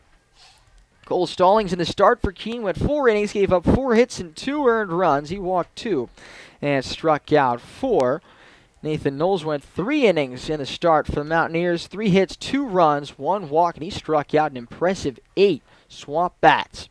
Top of the 5th, Joel Rodriguez came into the game for the SwampBats, and he worked into a little bit of trouble, had first and third, but was able to get out of it unscathed. Colton Book held the SwampBats scoreless with the help of a double play in the bottom of the 5th. Top of the 6th inning, Sam Drumheller came in for Keene, gave up an RBI single to T.J. Williams, the Mountaineers center fielder. That gave Vermont their first, and as it would turn out, only lead of the game at 3-2. In the bottom of the 6th inning against Nick McAuliffe, the SwampBats had Matt Brown Earring and Brian Padilla aboard for Jackson Owen, who smacked a 3-run, 2-out home run over the right center field fence, making it 5-3 Keene. In the bottom of the 7th inning, Keene got 2 more runs, RBI double from Blake DeLamelier and an RBI single from Ramses Cordova. That made it 7-3. RBI ground out for Evan Fox put the Mountaineers on the board again in the 9th, making it 7-4 SwampBats, but Jordan Kalenda shut the door with an inning in 2/3 of relief as the SwampBats beat the Vermont Mountaineers. Final score was 7-4 Keene. Stay with us. We've got hoping to get Jackson Owen for a post-game interview momentarily. If we're able to get him to make his way to the press box, let's take a look at the upcoming schedule for the Keene SwampBats. Tomorrow, they'll be back home here against the Martha's Vineyard Sharks, the 2022 NECBL champion Sharks. Come here for a 6:30 p.m. first pitch. It will be the Sharks and the SwampBats on the second of 2 consecutive Reading with Ribby nights here at Alumni Field in Keene. Should be another good crowd tomorrow. Thursday, the Bats visit the Upper Valley Nighthawks for 6 p.m. game start in White River Junction. They'll be on the road again on Friday to take on the Bristol Blues for the first time this season at 6:30 p.m. before being back home on Saturday here at Alumni Field for 6:30 first pitch against the Valley Blue Sox.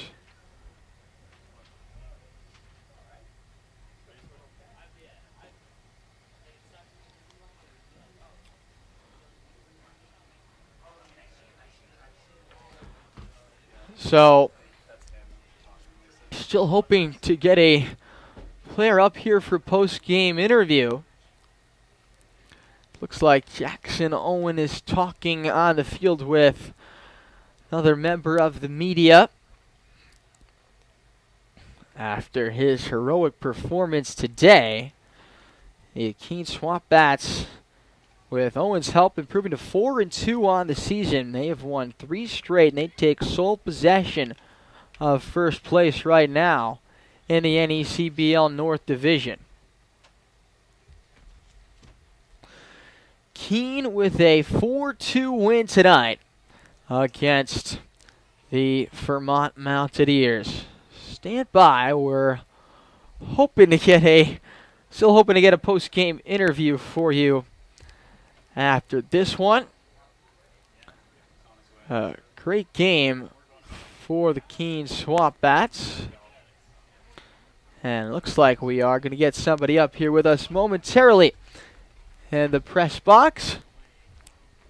And it is the offensive hero of the game for Keene, catcher Jackson Owen from Northeast Mississippi Community College, transferring to Mississippi State next year. And once we can get your headset off the cord, Jackson will hear you talk about this game, and we'll start at the climax of this game, Jackson, as we appreciate your joining us.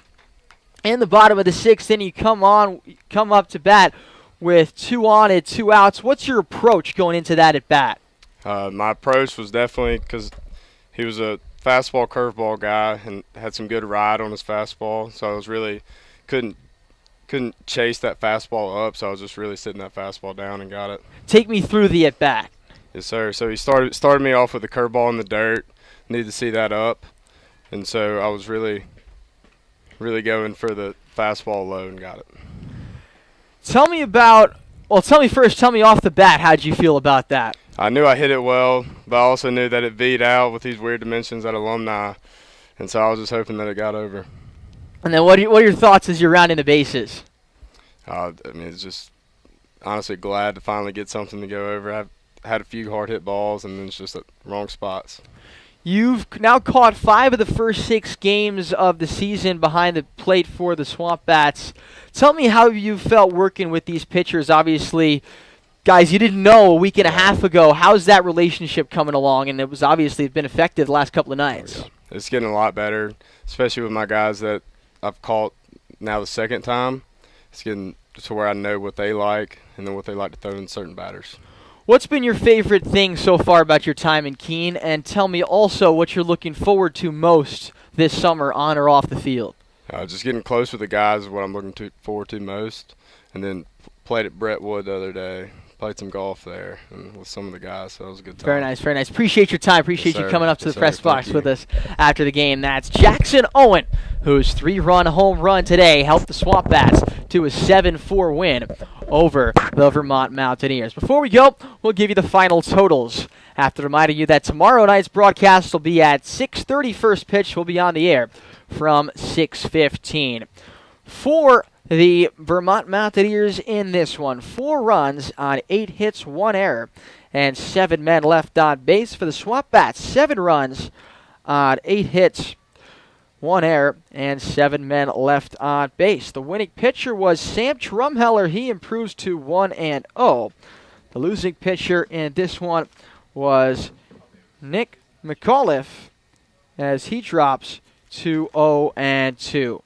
Time of the game, 2 hours and 45 minutes. Pate, attendance tonight of 3,425. A terrific crowd coming out to see a terrific game for the Keene SwampBats. Again, Keene improves to 4-2. Vermont drops to 4-3. That'll do it for us here from Alumni Field, as we thank you again for joining us this evening. For producer Forrest Sundstrom and Noah McLean with the Mountaineers, and our producers here in the press box for the NECBL Network, Steve Pierce and Ryan Hearn, I'm Jonah White saying so long from Alumni Field. Have a good rest of your night as the SwampBats beat the Mountaineers by a final score of 7-4. This has been Keene SwampBats Baseball on Pure Oldies 104.1 and the NECBL Network. You have been watching a presentation of the Keene SwampBats on the NECBL Network. You can follow us on Facebook at Keene SwampBats, Twitter and Instagram at SwampBats_Keene, and subscribe to our YouTube channel at SwampBats. Please tune in to our next broadcast, and thank you for watching.